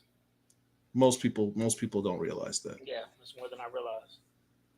But with that being said, the Storm. Tron agrees with you. Forge was a Native American, so he gets a pass. I like their love story. I really did. Remember, they set up for this by her refusing the resurrection protocols to prove a point to herself, deathing other citizens. Okay, so story behind that, Ricky. You know, shout out to Jonathan Hickman, who I think is just one of the greatest writers out there. Jonathan Hickman in that storyline, the storyline that Ricky's talking about was actually Giant Size X-Men Storm, number 1. In that storyline, Storm was about to be killed, and she made a big fuss about it and said, I don't want to be killed. And all the X-Men are like, don't worry about it. We'll bring you back. That's what we do now. We don't worry about dying as X-Men, as mutants of Morocco, because we now have resurrection and we can bring you back at any time. Storm says, I refuse. And they're like looking, they're scratching their heads and looking at each other like, why is she refusing to die so bad? I remember reading this book at the time and saying, she's pregnant.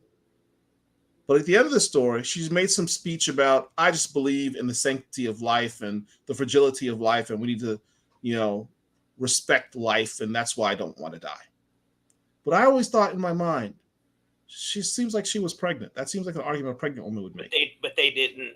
As it turns out, Jonathan Hickman subsequently was interviewed, and he said, yes, in my story, that story, she was going to be pregnant. But the editors, the ex-editors, said, no, you can't do that.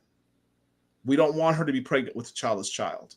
So come up with a different explanation. And that's where that speech came from. She was going to be, because at the time, this is the same time Coates was doing his run, and T'Challa and Storm were back together. Hickman was going to have T'Challa and Storm have a child, and the ex-offices ixnayed it. Can you imagine T'Challa finding out Storm's pregnant? He would immediately have married her. And you would have had T'Challa, Storm, and a child who was likely superpowered. Marvel's they're Fantastic Four, basically. The possibilities of what could have happened from that would have been significant. If you've read Black to the Future by Reggie Hudlin, volumes 1 and 2, the 2 annuals that he did, you understand what I'm talking about. Yeah, Hickman understands the importance of these characters, and as I said, in a variety of different future storylines. There was the annuals for Black Panther, I want to say it was. There was Age of Darkness by Tom Taylor. There was the Great Marvel Zombies storyline. In all of these future Major X and Storm Sons. We don't talk about Major X. In all of these future, God dog it. In all of these future stories, the two of them were married with kids. So I don't understand why the X folks are so against them being together like that. Chillmonger asked, when a mutant has a child, do the powers usually transfer down? Not necessarily the same powers of the child, but usually the child does have a power. The exception to that rule has been Magneto's first child before Quicksilver and Wanda Maximoff did not have powers. Right. Victor Creed, Sabretooth, had a son, Graydon Creed, who became a U.S. Senator or something, and he was a normal human. He did not have any powers. Wolverine's but kids for the most part, powers. I'm just going down the list. Wolverine's kids have had powers. Yeah, for the most part, most mutants, if they have kids, they have powers too. Not necessarily the same powers as the parent, but most of them usually, overwhelmingly, they have powers. Okay, so let me ask you this question. Speaking of powers and coming down, which family tree or bloodline do you think is the strongest? Summers. No, Summers? Take that back. Hold on. Jean Grey. What is what Cannonball? What's his name? Guthrie. The Guthries, the Rasputins, or what was the other family that had some mutants in it? The Greys. The Braddocks. Braddocks? Betsy Braddock, yeah. Because remember, their brother is like way mad powerful. The brother's not a mutant, though. That's a common misconception. He's not a mutant. He's not. He has the powers. He had the powers of Captain Britain, but that's mystical. He is not a mutant. He had reality bending powers, though. Sure, he's mad powerful, but he's not a mutant. It's mystical powers. Interesting. Okay, so taking him out. So the Guthries, the Summers, or the Rasputins. Now the Summers, by and large, are often defined by the cross mingling with a variant of Jean Grey. Right. I would say Jean Grey, her progeny, by and large, have more powers because Rachel Grey, Nate Grey, Cable, they all have that combination of telepathy, telekinesis, and reality bending where Nate Grey's concerned. Is X-Man? Who is X-Man? Who is he? X-Man? Yeah, is he one? That's Nate Grey. Okay, so that's he Cable can bend reality. From a different reality. Yeah. Okay. All right. So, but I said the Summers line because when you think you got Havoc, Willie's like, don't diss Major X, man. Nobody talks about Major X. You've got Havoc. Look, as an aside, you mentioned something. Storm has a lot of kids in the multiverse, as depicted in Marvel Comics, like a lot. Who is Major X? I don't know that. He is the son of Cable and Storm. From what storyline? I don't. In a storyline called Major X. I've never read that before in my life. You're not missing anything. Okay, but look, so you've got Vulcan, you've got Havoc, and you've got Cyclops. And you have Adam X. I'm not familiar with that character. You're not missing anything. But yes, he exists. Okay, so like I said, the Summers line, the Rasputin line, and the Guthrie line. Mm-hmm. Who do you think is the most powerful? The Gray line.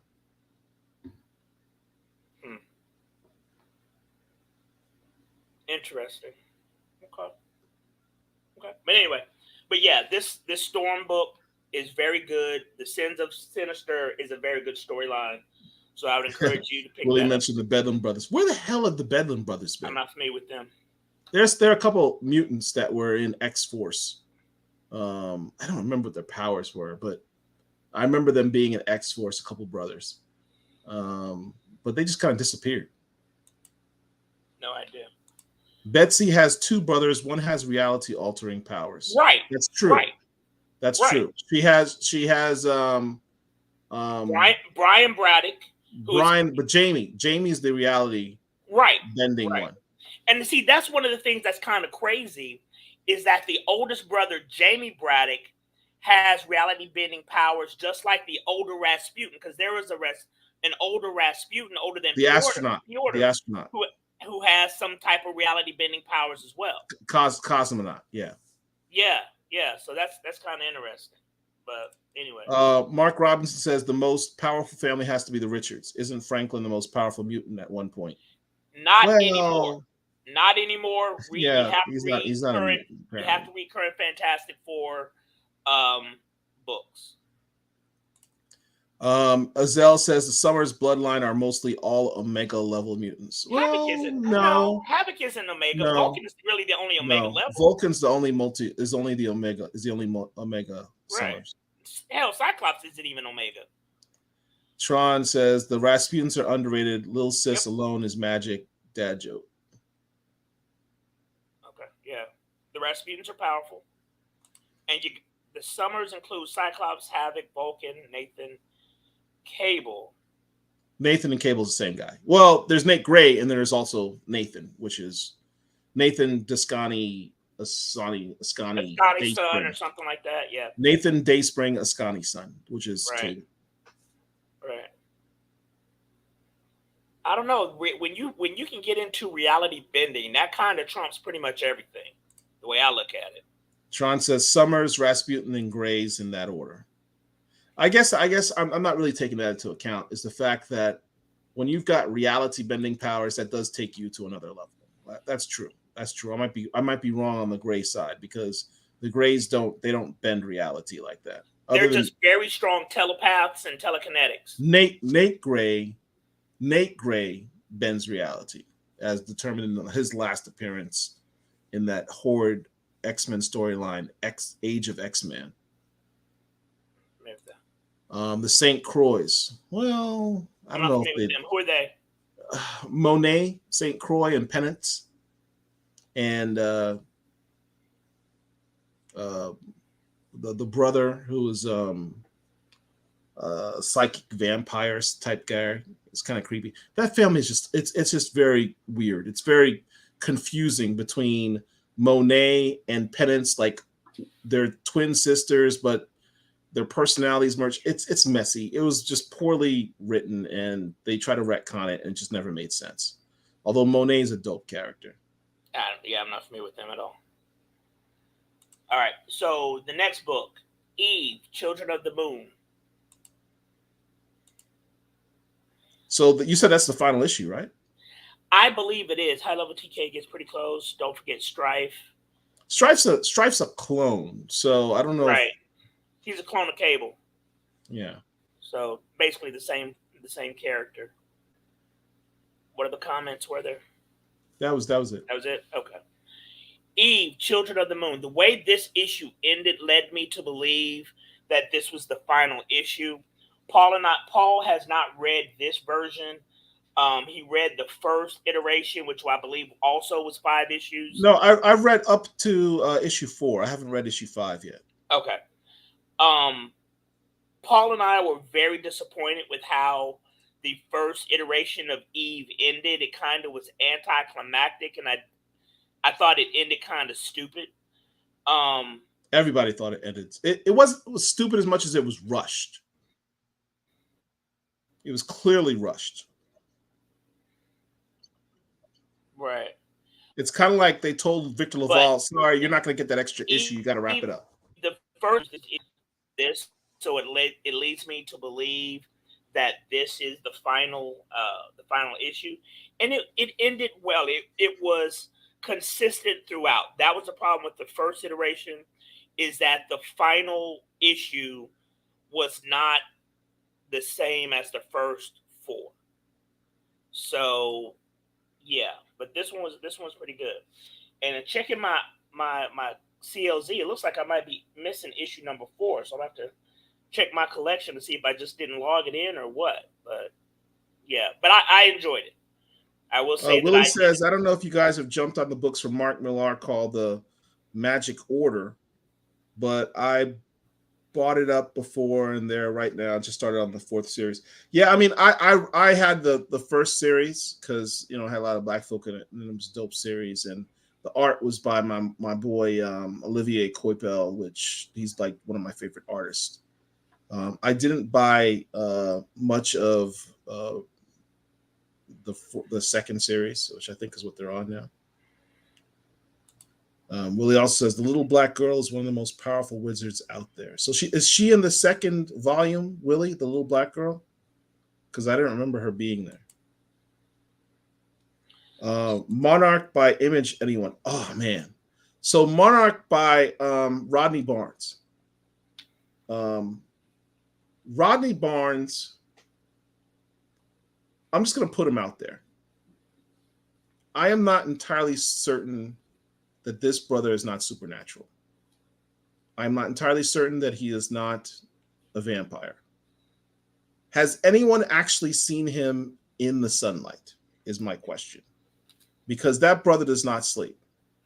You see him out signing books, meeting with fans, and cranking out new titles every month. In addition to the television writing and producing work that he's doing. If there's a more talented brother out there, I don't know who he is, but Rodney Barnes deserves all his accolades and flowers. He's incredibly talented. He's got one of the best comic books on shelves, period, in Philadelphia. And he just dropped a new bomb just a few weeks ago, Blackula, which I've got to read. It's over here. If you haven't picked it up yet, art by Jason Sean Alexander. Shout out to him. I'm looking forward to reading this. I'm going to try and read this weekend. Incredibly dope looking book. I'm looking forward to it. But then he dropped this new book called Monarch. Dystopian future, but mixed with horror. Did you get the book, Mark? No, I didn't realize it existed. So I'll talk to my people tomorrow. Yeah, you got to get Monarch, man. You got to get Monarch.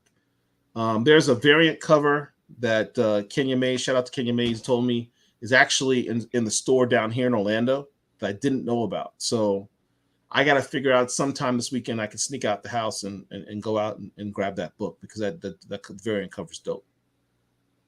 But yeah, highly recommend you guys go out and support and get Monarch.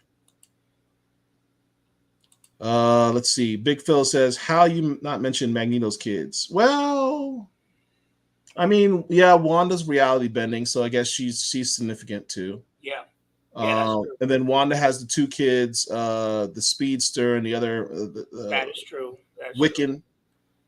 And what's the Speedster kid's name? Fast Guy. No, it's like I forget his name. He hasn't been around for a while. But here's the thing. But Wanda is the most powerful of that group. Wanda's a villain. Okay, that's fine. But she's still the most powerful of that group. Did they retcon it and say Polaris was not Magneto's kid? No, she's his kid. She's his kid.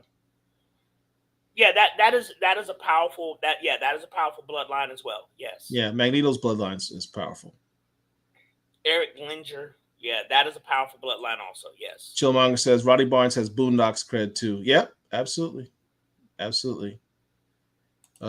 Sequel, he now has 3 books at Image.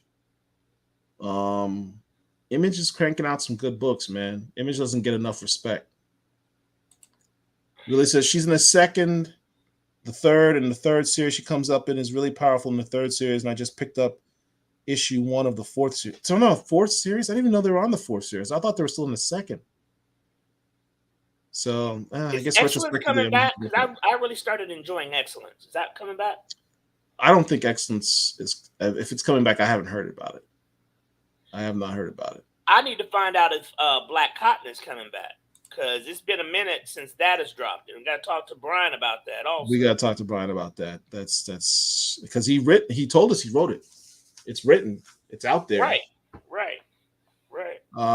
Derek also mentions that Rodney Barnes also acts as well. He's the black Brandon Sanderson. Willie says, "Oh yeah, she's definitely in the fourth series. In the fourth series, the artist is Dyke Ruin." Okay. C. Cole, final order cutoff for issue 2 of Monarch is this Monday. This Monday. We actually have something that it's important that I want to share with all of you. Something I'm passionate about. We interviewed Eve Ewing this past month. As you know, if you guys know, we've been doing a big Black comic creator series here at Black Comic Lords, because one of the things that people forget, we're not just about celebrating Black comic characters and Black comic books. We're about celebrating Black comic creators. It's something that, to me personally, is a big deal.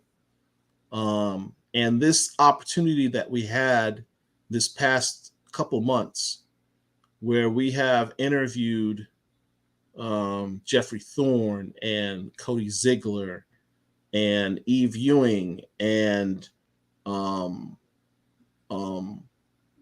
Jennings, Aletha Martinez, Stephanie Williams, Nicholas Draper Ivey, Dennis Cowan, Reginald Hudlin, Daryl Banks, Evan Narcisse.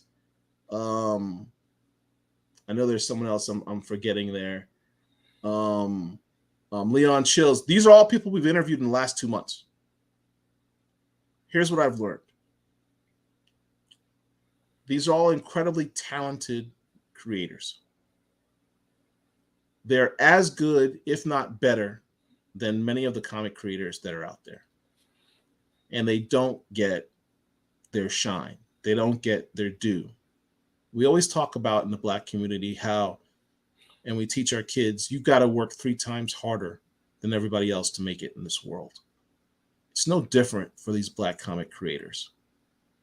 And even when they do work 3 times harder, they don't get the recognition that they should. I'll give you a perfect example that Dr. Ewing shared with us. And she mentioned Jonathan Hickman by name, not because of any animosity towards him. It's not that at all. But you have a guy like Hickman who can come along and say, you know what, Marvel, I have an idea. I've got a pitch for a book.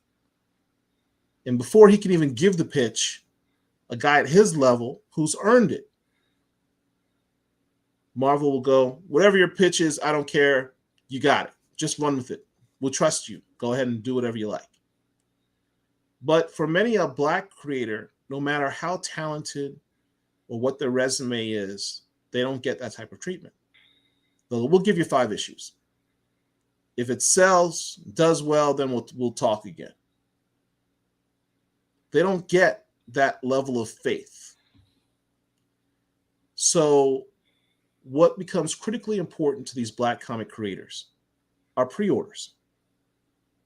All creators, all comic creators, how they get paid, how they get trust, how they get their books to be made, how they get their stories to be told is through pre-orders. They're like voting. Because if you're not pre-ordering your books before final order cutoff, those books aren't really counted towards the publisher's faith in the concept that that creator has made and their willingness to either give that creator more room to tell their stories, introduce their characters, or just quite frankly collect a paycheck for doing the work. The faith is diminished. So it's critically important that if you truly say, I support Black comic creators, you need to pre-order your books before final order cutoff. You can go to the stores. You can go to New Comic Book Day on Tuesday and Wednesday, and go buy your books and come into our space and post up. Here's all the books I bought. Look how I'm supporting these Black comic creators.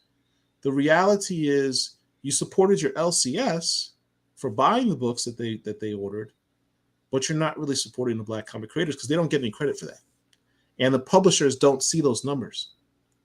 They don't go, oh, well, Tony bought that book from that local LCS in Kentucky. So obviously the book that's not how it works. That's not how the business works. If you truly want to support the Black comic creators, you gotta pre-order your books before final watercloth. And she says it far better than I do.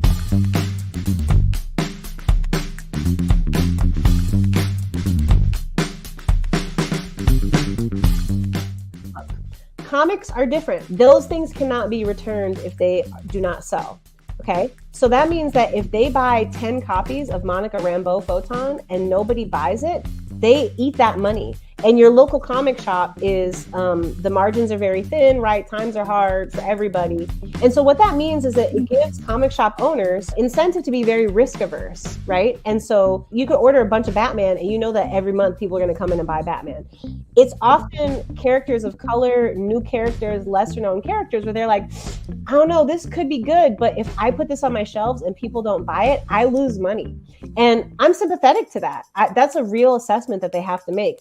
So the way that we avoid that is you go in and you pre-order. So Paul goes in 3 months before the comic set comes out and says, hello, I would like to pre-order Monica Rambeau Photon #1. I'm not going to wait till it comes out. I'm telling you now that I want it. And at that point, they're like, okay, let me go ahead and order this.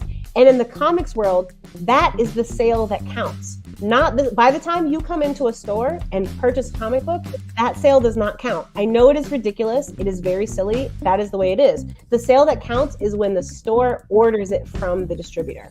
That is what they are counting. And so what that means is that when you go in and you pre-order things, it actually gives that store confidence. Like, okay, Paul said Paul's going to be back and spend his $5 on this book. So we're good. If we order this one, we know it's going to sell and we can pay our rent. We're not going to be eating this cost this month. The best thing to do is your subscription or your pull list where you go in and you say, I want you to put these in every month for me, right? And then they will set that aside in a box. Message.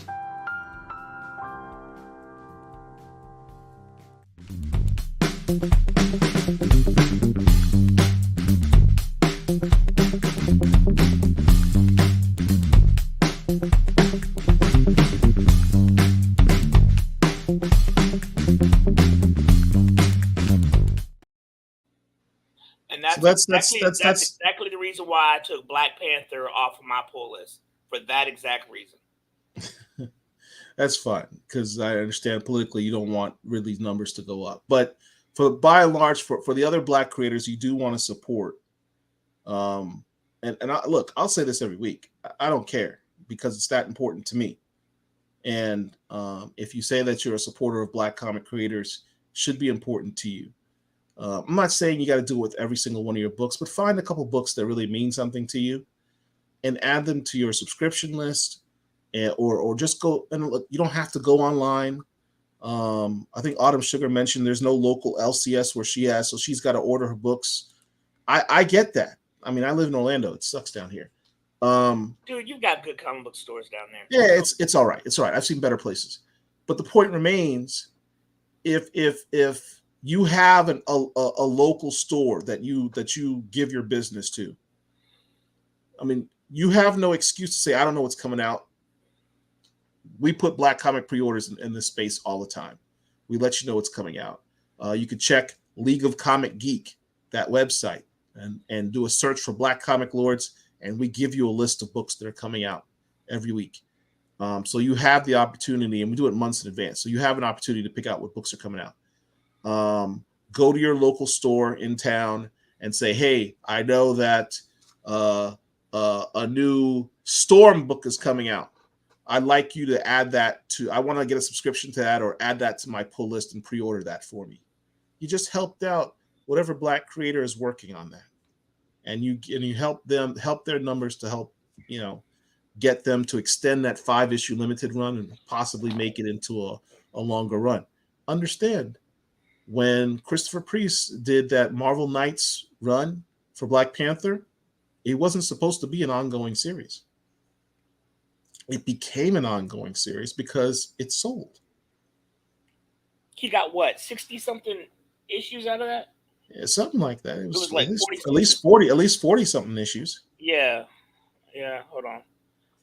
But since we're on that kick, because that's something that's been talked about for years now.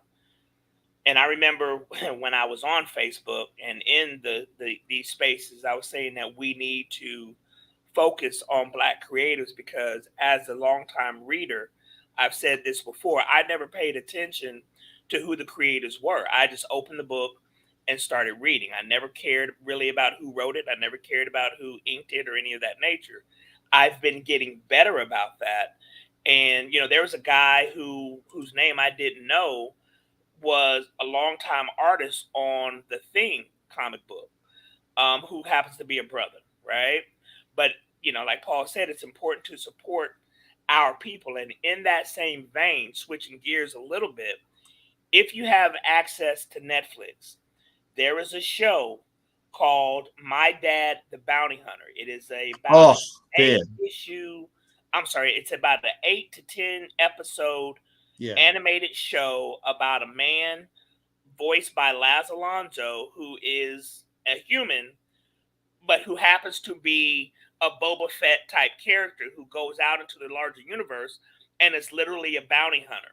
He is a father to 2 kids who happen to, unbeknownst to him, stow away on his ship and they go on these adventures. I will say this. I enjoy the show tremendously. I'm on like episode 5 or 6.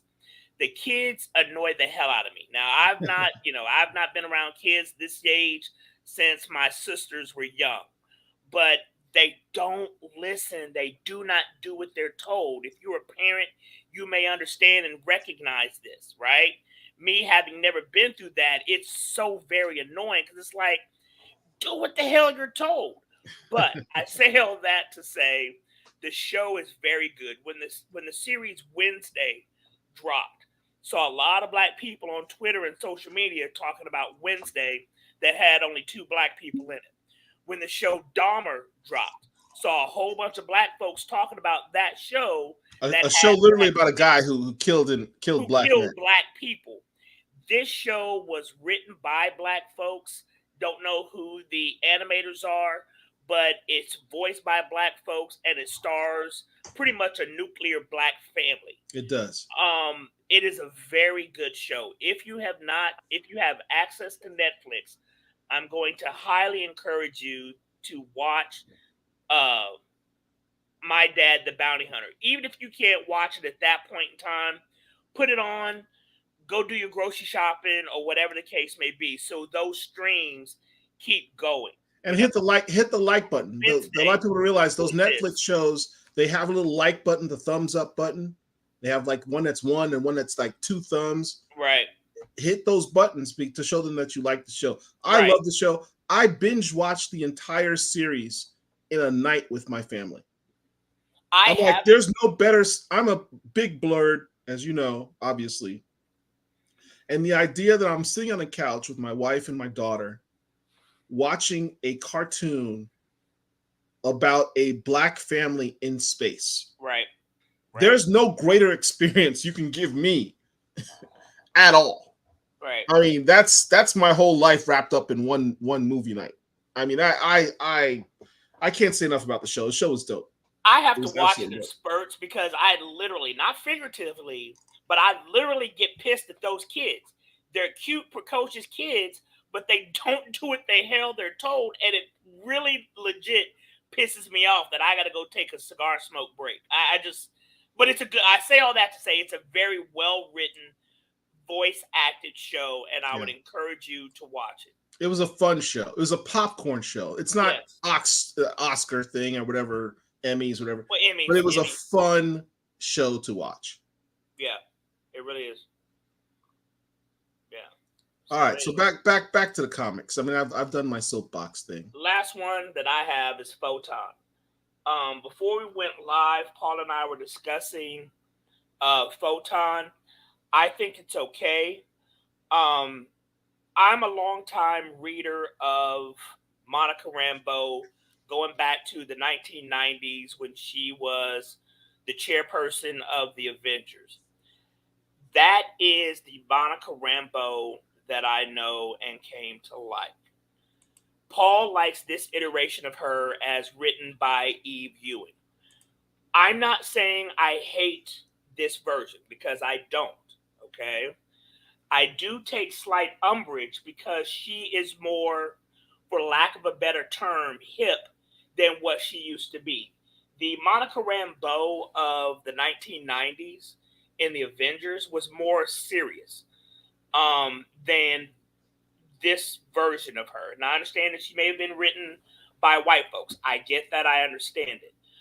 But I liked her seriousness. You know, you can be a very competent leader and a very competent person without having to be quote unquote down or jive or whatever the hell the kids are saying nowadays. You know, um, that's the only issue. That's the only issue that I take with it. The story is cool. The story is okay. I don't, for me personally, I don't think it's necessarily groundbreaking, but I do like the fact that I'm reading about a black woman. And that's one of the things that, you know, that I was just realizing is that there are 3 books right now from Marvel. Well, 2 books from Marvel and one from, who is it? Boom, that are about black women, you know? And beforehand, a couple of months ago, we were reading about Nubia over in DC.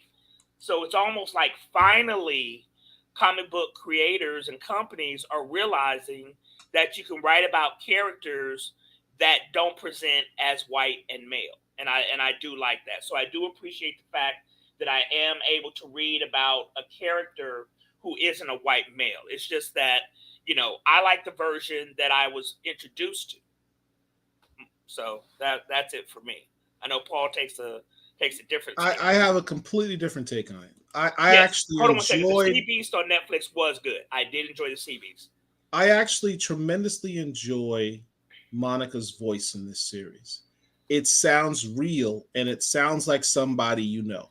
You cannot read this series and not recognize somebody that you don't know.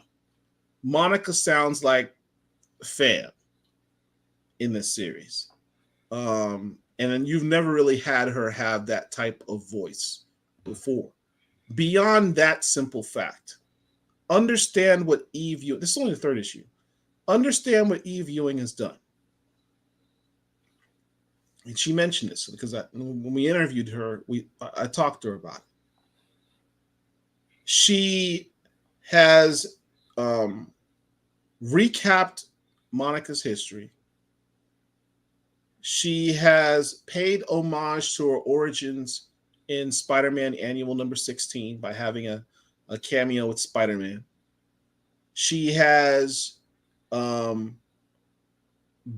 expanded her power set by showing that she could apparently go faster than light and somehow travel to an alternative reality of some type.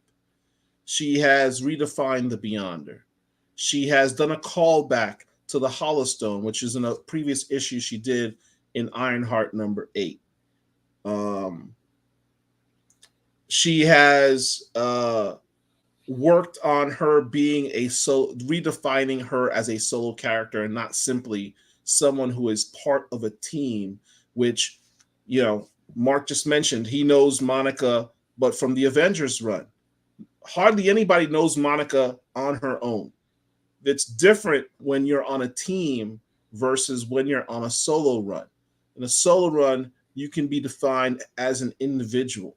We haven't had that really. I mean, Dwayne McDuffie did it a couple times in the 2 one-shots that she's had, but she's never had this is her first solo series. She's been around since 1982, I think it is, and she's never had a solo series. This is her first one. It's significant. She is a storied character. I absolutely love this series. I think she's doing great work, and she's only 3 issues in, and she's done a tremendous amount of world building in only 3 issues. Yeah. And she, right. as she said, she's only got 5 issues. She doesn't have the luxury of, you know, Jonathan Hickman or Al Ewing or, you know, Michael Bendis, who they say, yeah, take however it takes for you to develop the story and do all the world building. Black creators don't get that. We'll give you 5 issues, and we'll see how it goes from there. So she's trying to cram as much of her. I mean, understand, creatively as a writer, you could have an entirely big story to tell, but you're not allowed. You don't have the luxury of having a series that goes 24 issues, 40 issues to tell that story. You may only get a 5-issue limited series, and you got to condense your story. And that's what she literally said. That's what she's doing. She has a much larger story she'd like to tell, but this is what she's given. And I think she's done a lot for only the 3 issues that she's done. And I give her mad props for that. Mad props. And I love the series. And the art's pretty dope too. Yeah, I like the art. The story to me is confusing. I'm like trying to figure out what the hell is going on and where it's going. Again, I don't hate the series because I don't. I'm not as enamored with it as Paul is. Shut up, chill. For example, there's a book that came out last month called The Vicious Circle. 1 issue, right? In that 1 issue, the art is magnificent and spectacular. In that 1 issue, it had me engaged, and I'm really looking forward to issue number 2. In Photon, I'm like, okay, I'll get it, but I'm not as excited about it as I am, as an example, for A Vicious Circle. I would encourage people to pick it up. It's a decent book. It's a decent book. Yeah, I mean, Azelle, it's not even a series because the 2 priors, they were one-shots. They weren't even series. She's 41 years old, and this is her first really series, and she's got 2 other one-shots. Everything else is stuff that she's done, cameos, little bit pieces here and there in Avengers and Captain Marvel, Carol Danvers books, but that's about it. Yeah. Mark Kellon agrees Vicious Circle was fire. Fire. The art. Lee Bermejo did the art. The art is, man, that's what drew me to the book. I was, when I went to my LCS, local comic book store, perusing the shelves, and it just jumped out at me, and I'm like, okay. Yeah, C. Cole points that out. Bumblebee is over 50 years old and doesn't have 1 at right. DC. DC's first black hero. This Circle, I saw it, and I'm like, God, what is this? My local comic book guy, he had no idea. So I'm like, okay, well, let me take a shot at it, because it had a black face on the cover. Read it, loved it. Cannot wait till the next one. So, yeah. So that was it. You also wanted to talk about Philadelphia, right? Oh, yeah. Love the series Philadelphia. The last issue by Rodney Barnes, it didn't really move the story along that far. To me, the way some of the other ones have, it was cool. Love the book. Love Rodney Barnes. Writing, Jason Alexander's art is spectacular. Anansi is in the book, who is I guess based on African lore, the spider god. He's an African version of Loki, so to speak. I enjoy the book tremendously. I would say that this issue, though, was the weakest in the entire run thus far to me. So, yeah. Mark Quillon, forgive me if I'm mispronouncing your name. He says Bumblebee doesn't get the shine that Vixen or Nubia does. Yeah. Nubia is just now getting her shine. Vixen doesn't shine at all, honestly. But you're right about Bumblebee. My first introduction to Bumblebee was Young Justice. I was not, prior to the past 5 or 6 years, that much of a DC person. I was mainly Marvel. Over the past 5 or 6 years, I've been picking up more first-run DC books than I ever have before in my life. But I can barely tell you anything about the character outside of what I've seen on Young Justice, to be quite frank with you. Did y'all see the Monica Rambeau story in Spider-Man number 5? I don't know. Spider-Man number 5. The Amazing Spider-Man number 5? Because I collect that, and I don't recall her in that. Yeah, which Spider-Man number 5 are you referring to, Mark Long? Right. Yeah, I have no idea. So Rodney Barnes is setting up the ending of Philadelphia. I did hear something about that. Yeah. We're on issue, what, 23, 24? Yeah, he said it's ending it in its present iteration. I don't know what that means. I'll be glad. Is Bitterroot coming back? That's what I want to know. Is Bitterroot the television show going to get done? That's another question. Yeah. Yeah. Newbie is just now getting it after almost 50 years for her, too. Vixen, she gets no respect. Those two sentences are absolutely true. You know, Nubia has been getting a lot of shine over the past 12 to 18 months. Absolutely. I don't see anything about Vixen. Well, in fairness, Vixen did have those CWC shorts, which were kind of cool. She did make a live action appearance in Legends of Tomorrow, yeah, which was also cool. And she had her cartoon. She's got more time. There was a Vixen webtoon series. There's a Vixen webtoon series on CW. Right, but Vixen has more on-screen live action time than T'Challa does. I think a lot of people were first introduced to Bumblebee on Teen Titans. Teen Titans, like Teen Titans Go, or no? The Young Justice, I think, is what he means. Okay, because that's what I said. You know, that was my first introduction to her, was on Young Justice. I own her first appearance, and it was Teen Titans' first animated series that I saw her. You know, as I think about it, I think there was a Teen Titans cartoon where she was in that, like a kid's cartoon. I think she was in that because my daughter owns a Bumblebee toy that was based on a as I think about it, there was a Teen Titans show, and then there was Teen Titans Go, which looked like it was more geared towards younger audiences. And it took me forever to realize that in Teen Titans, whenever they said Slade, they meant Deathstroke. That was Deathstroke. Markelon answered your question. Dan Slott's Spider-Man Return to the Spider-Verse. Yeah, I didn't see that. I didn't read that. Spider-Man Return to the Spider-Verse number 5. I'm going to have to look for that. I didn't read that. C. Cole mentions Farmhands is also ending after its upcoming arc. I heard that's a good series. I only read the first issue, but that seems like a dope series. Vixen's mini got cut in issue back in 2009. Yeah, that was her first series. In fact, Vixen's solo series was DC Comics' first black superheroine series they've ever had. And that's 2008, 2009. Honestly, DC's been around for like almost 100 years, 80 years, whatever.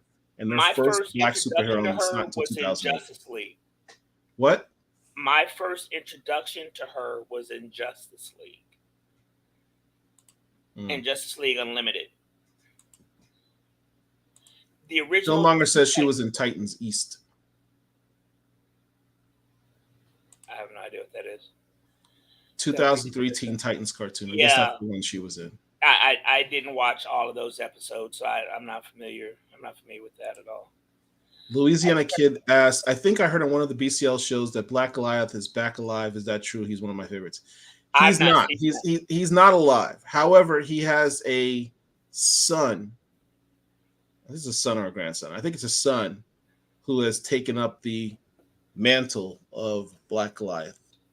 For those who don't know, back during the Civil War storyline about 2005, 2006, Bill Foster, a.k.a. Black Goliath, was murdered by a Thor clone.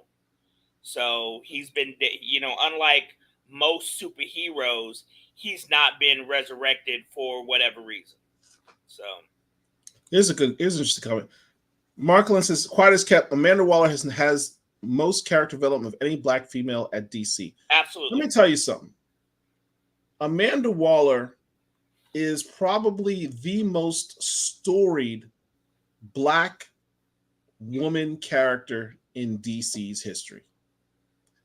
You can get her first appearance for pennies, less than $20.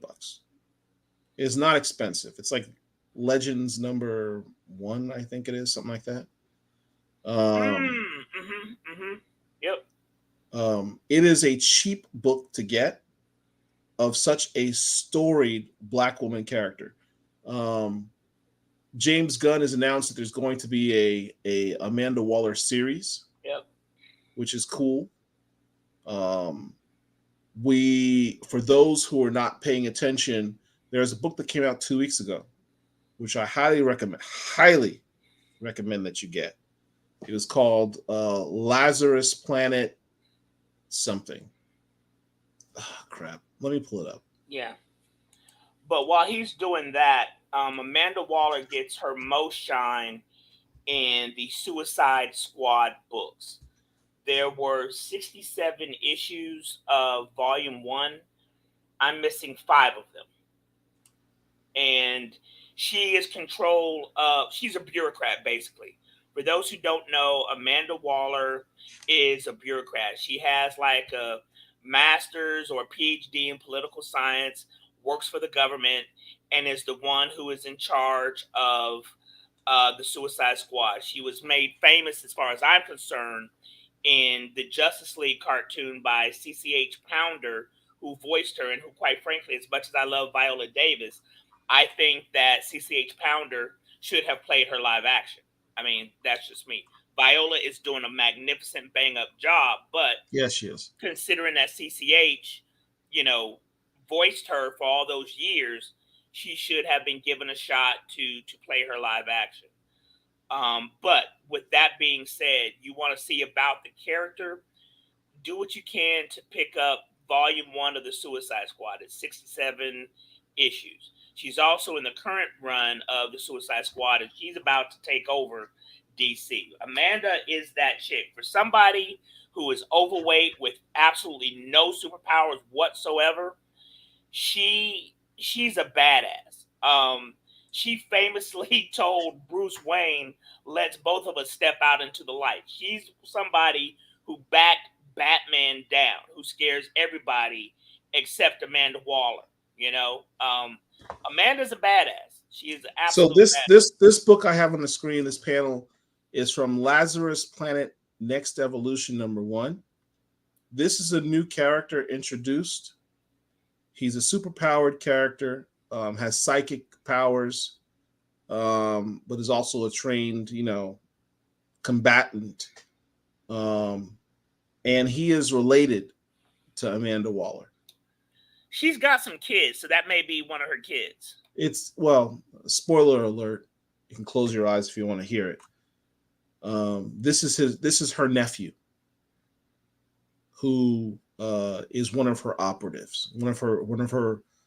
The lady who's into Black Ops. This is her super Black Ops operative. Is her nephew who has his powers. Brand new character created by Alitha Martinez and Chuck Brown, I think it was, who did this issue. But Lazarus Planet Evolution, get that book. Just came out last week. There's a cover B, I think it's B, that's done that has him on the cover, like only him. That's the book you want to get. Yeah. I'm also if there is a current version of the Suicide Squad that came out within the past couple of years. I want to say it was only maybe about 13. Okay, yeah. Volume 6 came out a couple of years ago, and it was only 15 issues. So you can see that version of her as well. They reimagined her when the New 52 came out, and they had her as a younger, slimmer version. Yeah, I never liked that. Didn't like that at all. In fact, they had that version on Arrow. This young lady whose name I don't remember, who played in Spartacus, they had her playing Amanda Waller, and I think she was miscast, because Amanda has always typically been drawn as a short, dumpy, overweight woman. I wouldn't say dumpy, but she's thick. She big boned. No, she was dumpy. She was fat. And there's absolutely nothing wrong with that, because chances are Amanda was the smartest woman in the room. She was. And that's the version of her that I like. So, yeah. Giselle says Vixen was treated in DC as the black version of the Avengers. Tiger, just a sex object with powers. Yeah. Although I will say, Dwayne McDuffie, before he passed, did some good things with Vixen. He made her, actually it wasn't him, but he also did writing on that book. If there's a Justice League run, I think it was Metzger, I think the writer's name was, who originally did it, and then McDuffie took over from him. She was made a leader of the Justice League, a role that you'd never seen her in before, and it worked. I mean, she was no different than Storm of the X-Men. She was the leader of the Justice League, and she was a very good leader. She's a character that has not been serviced well traditionally, and she could be. I want to say she may have made an appearance in the Suicide Squad back in the day too, but I just don't recall off the top of my head. So. Oh, C. Cole corrected me. Says the nephew of Black Goliath has taken over the Black Goliath. Oh, okay. Gotcha. All right, cool. Well, surprisingly, man, that was 2 hours just like that. Yep. Just going through these comics, had a whole civil war, and the black dude gets killed at the end. Side eye. He gets killed and doesn't come back, unlike Steve Rogers, who got killed and came back. Second Civil War pops off with another black dude getting killed. Yeah. I mean, we don't do well in these civil wars. Josh Ostrander's work on Suicide Squad was well ahead of its time. It still holds up today. I don't disagree. I like it. I mean, CCH Pounder. CCH Pounder played her on Justice League. Pam Grier played Waller on Smallville. Yep. I don't remember that. She did? Yeah. Yep. That was in the later seasons, though, and I bailed on Smallville after probably season 6. I went to season 10, I want to say, but she came in later on. Angela Bassett played Amanda Waller in Green Lantern. Played her on Smallville. Angela Bassett played her. No, she did not. She wasn't Amanda Waller in Green Lantern. She was a different character. Now Viola Difference is the role. Matter of fact, hold on, I'll tell you. Black Racer Son was on that team. On what team? Black Racer Son was on that team. On Suicide Squad or who? No, not. I mean, he's a new god, so. Right.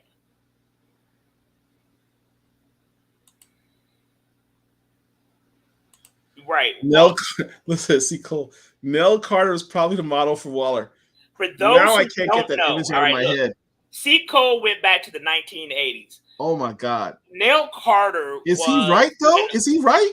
Because Nell Carter was an award-winning Broadway actress who translated over to TV, famously in a series called Give Me a Break, with an extremely young Joey Lawrence, before he made it to Blossom, before he made it to all these other things. That was her show, Give Me a Break. And if you look at the character, if you look at the actress, God rest her soul, she looks like the way Amanda Waller was drawn back. Oh my God. So, I can't get that out of my head now. C. Cole's messed me up. C. Cole is probably wrong, but he may not be, because that is extremely. I mean, the timelines match up when Nell Carter's at the heart of her career and Amanda Waller hit the scene.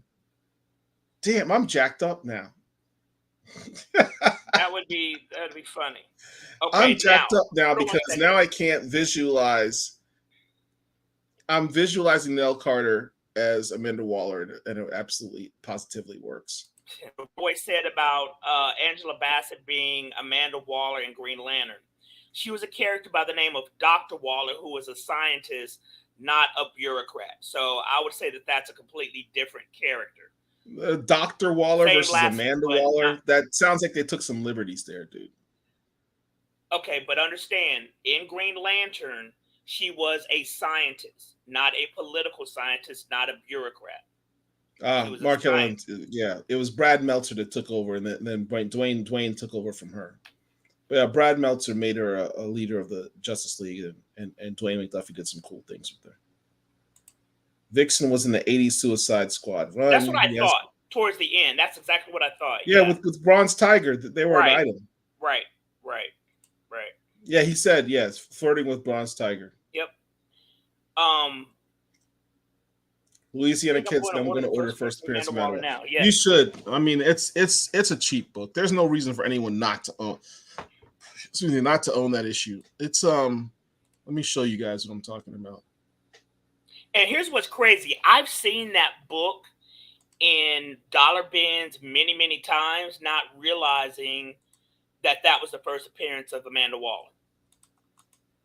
I just bypassed it. It is a ridiculously cheap book. There's just no reason you shouldn't own it. It doesn't cost anything. Here it is. Legends. I can't tell you how many times I've come across that book in dollar bins and just like, oh, I don't know what this is. I'm not going to worry about it. But the more you know, as they say. First appearance of Amanda Waller. Rich actually put me on to another book that was cool to have. Oh, crap. I'm not going to remember it. It wasn't Legends of the Dark Knight. It was, she had this encounter with Batman. Was it in Detective Comics? I'd have to show you guys later. But there's an issue where Amanda Waller confronts Batman and says, I know who you are. Batman's like, I'm going to out the Suicide Squad and tell everybody what you're doing with the Suicide Squad. And Amanda Waller's like, listen, Bruce, I know who you are. I know you're Batman. So let's just have an agreement. You don't out what I'm doing with Task Force X. I don't out the fact that you're Bruce Wayne. And they played that out in Justice League. Like Bruce broke into Amanda's house right when she's gotten out of the shower, and she referred to him as Rich Boy. And C. Cole may very well be right. I think it was in the Suicide Squad because that does. Was it in Suicide Squad? The very first version of the Suicide Squad. So yeah, I think so. Give me a break, C. Cole. I love this show. If you're of a certain age, you probably did. C. Cole explains. Tom Taylor's Suicide Squad introduced Black Racer's son, Jolt, who could run fast and had a pot belly. I probably have that run, but I don't remember that. Nell Carter is from Birmingham, Alabama. Well, nobody's perfect. God rest her soul. When John Berlin drew her, she looked like Nell Carter. Wow. Can you pull up a side by side of those two? I look, I'm already jacked up about it. I don't want to do that. I won't be able to see anybody else's but Nell Carter. I think Nell Carter's dead now. Just so people can see who we're talking about. Has Bronze Tiger had any kind of solo series?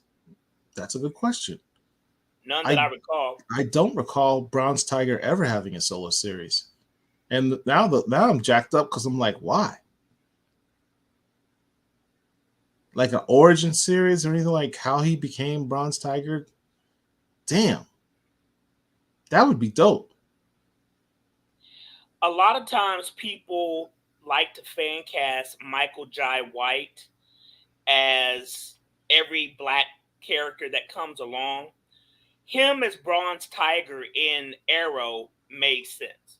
Him being Bronze Tiger would make sense, even though the fact he's probably 55 at this point, if not older, but he's still in phenomenal shape.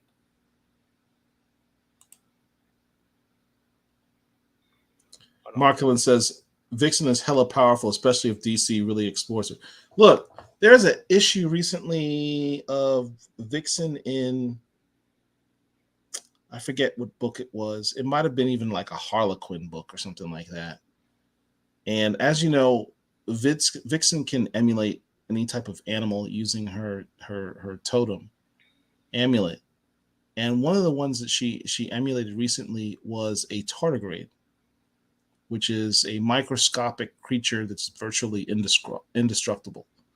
It can survive in space. It's a microscopic creature that can literally, they find it out in space and it can survive. Cosmic radiation, being in an environment with no oxygen, it can survive all of that.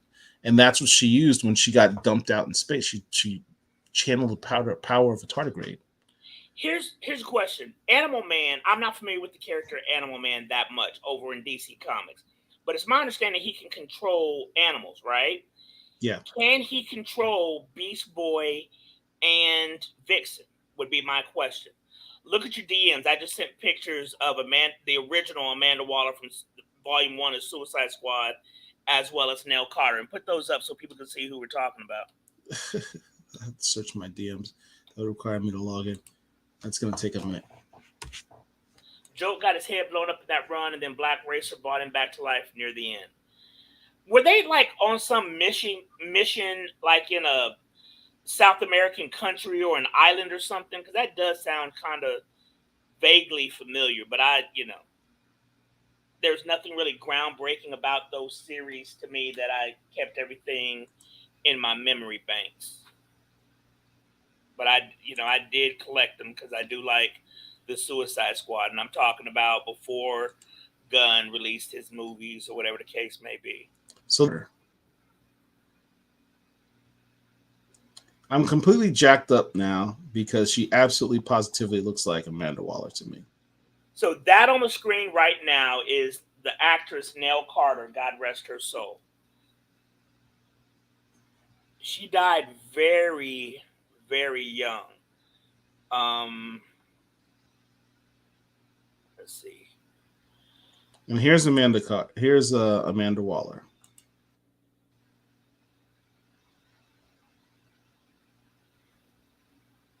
Yeah. So Nell Carter died in 2003 at the age of 54. Speaking of death, R.I.P. Trugoy from oh my God, help me. What's the group name? Oh, Jesus Christ. I'm definitely tired. Hold on. The last issue of First 70s, Richard Dragon explained how Bronze Tiger came to be. See, Cole, can you give me that issue number for that Richard Dragon issue? If you know it, I'd be very curious to try and get that. Hold on. Since I was talking about death and Nell Carter, Trugoy of De La Soul died earlier this week, too. And he was only 54 as well. Yeah. Richard Dragon, Kung Fu Fighter #1 is Bronze Tiger's first appearance and is cheap to get. Facts. Azur is answering your question. She has the same access to the animal force that Animal Man has. They have the same power. I thought he could just talk to animals or control. No, he can become the channel. He has their powers. There's a issue where the two of them meet. It's Animal Man 23, if I'm not mistaken. Animal Man is the avatar for the real, like, Swamp Thing is the avatar for the green. Okay.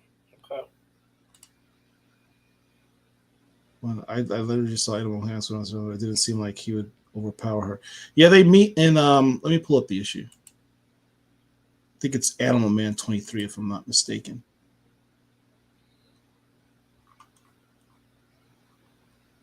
Got it in my collection somewhere. Oh, it's 23 or 44.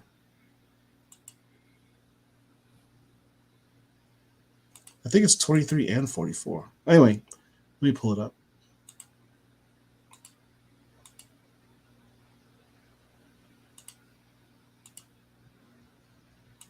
Here's Animal Man 44. That's Vixen on the cover. Two of them fighting. But I want to say she also showed up in 23. Or maybe that was the Sunshine Superman. Anyway, definitely issue 44 is where the two of them meet.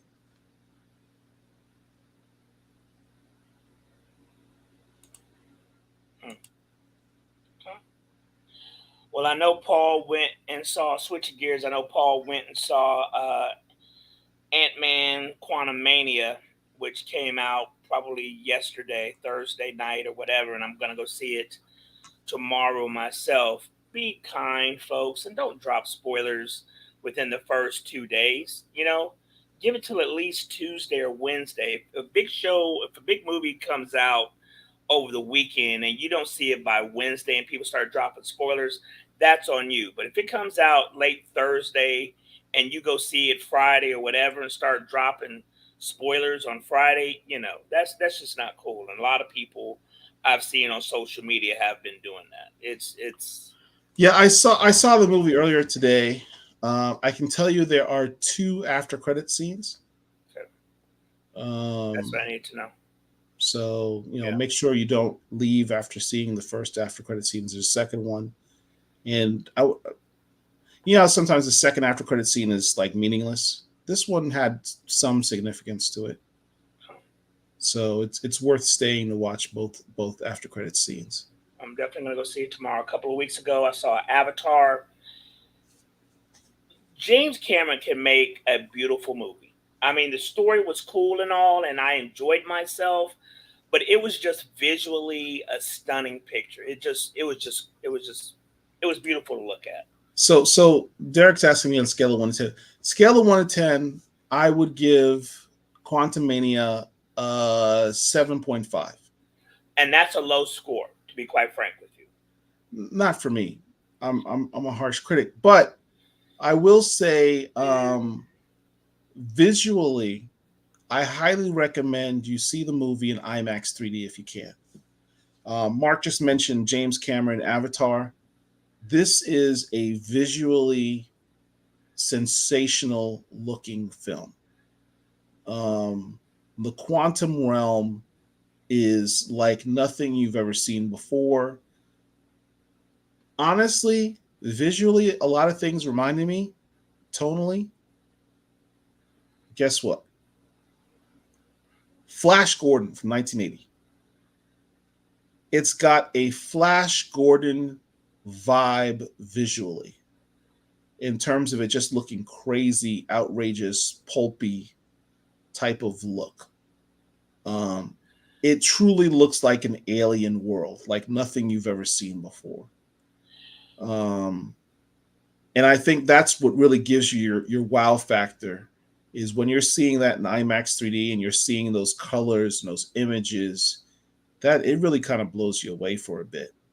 There's something to be said, I said critically wise, that it may have been a little over CGI. If you watch the credits, there were hundreds, if not 1,000, artists that worked CGI in this film, the visual effects. I mean, it is a very heavy visual effects film, and that's not necessarily always a good thing. Storyline, it was a fine story, but it wasn't. You're not going to the movie and saying that was a complicated story. The story really moved me. It's not that type of film. It's a popcorn flick. It's an action flick. It's a popcorn flick. It's visually stimulating. It will entertain you for the hour and a half or hour and 45 minutes that the long the film is. But I enjoyed it.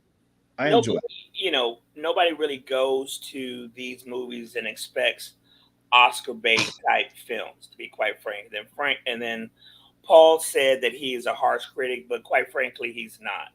I've known this man for almost 3 decades. He and I have discussed literally hundreds of movies, and after he sees a movie, he tends to be excited about it unless it's strange. And him giving this movie a 7.5 is quite frankly a low score for him. I know it is for me. Our taste when it comes to move on the same. So if he's saying it's a 7.5, I'm gonna go see it regardless. But that causes me a concern that it may not be as good. But then again, I'm not going in it expecting a lot. I'm just going in it to have fun. Also, if you have Disney Plus and you plan on watching Ant-Man, if you have not watched the Loki series, you should watch the last episode of the Loki series on Disney Plus before you see Ant-Man, because it plays right into it. Because That is true. Jonathan That is Major's true. character of He Who Remains or Kang or Immortus or whatever he goes by is introduced in the last episode of Loki. So if you have Disney Plus or access to Disney Plus, watch the very last episode of Loki, maybe episode 8, I think it was 8 episodes, whatever it is, the very last episode of Loki. Watch that, then watch Ant-Man Quantumania. Yeah, I will say that the last episode of Loki does play a part in this movie. Yep. You have to watch that. Now, because it introduces Jonathan Majors in that role. So, Jonathan Majors did a good performance. I enjoyed his performance. He, I want to say, was a scene stealer in every scene that he was in. A lot of the ranking of this movie really comes down to the visual effects, which I said visually it was a very stunning film. It wasn't at Avatar James Cameron levels, but it was still a very visually stimulating movie to watch. And let me just say this. I think it's a shame that we've, at this point, had 3 Scott Lang-led Ant-Man movies and only 1 T'Challa-led Black Panther movie. Because in the grand scheme of the comics, T'Challa is infinitely more important to Marvel's 616 than Scott Lang is. Yeah. And it's a tragedy that that's the way it is. Hell, when you look at the fact that Spider-Man was introduced in the exact same movie that T'Challa was, and he's already had 3 solo movies with more to come. And, and I understand that Chadwick died. I get that. But, before we even got to that point, we had 2 solo Spider-Man movies.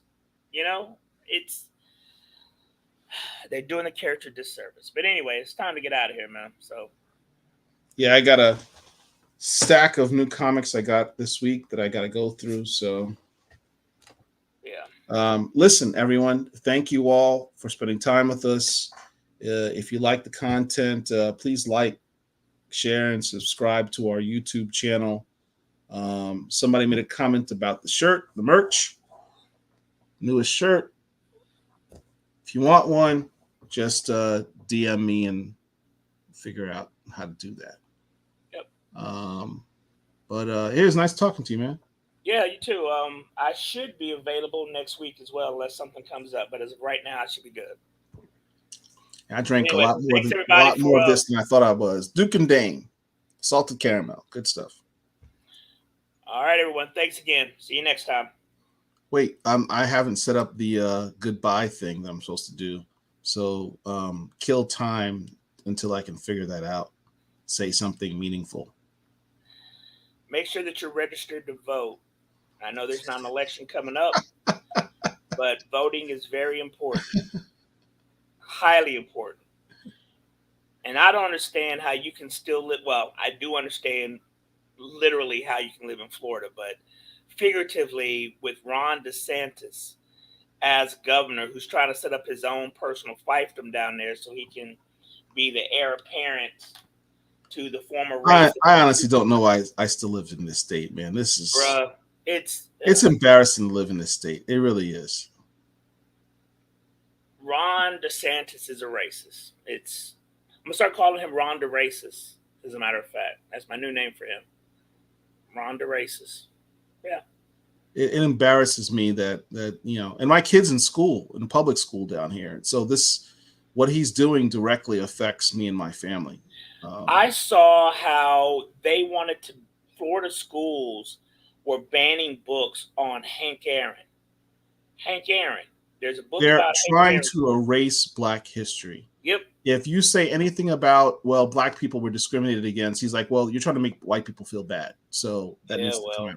They're trying to erase us from the history books. That's Ron DeSantis for you. And if he's elected as president, he will do that to the whole country. So make sure that you are registered to vote. Make sure that you vote in local elections, that you're up to date on local issues, because that's very, very important. So anyway. So that's our soapbox for the day. Thank you all. Appreciate you. Peace until next time. We out.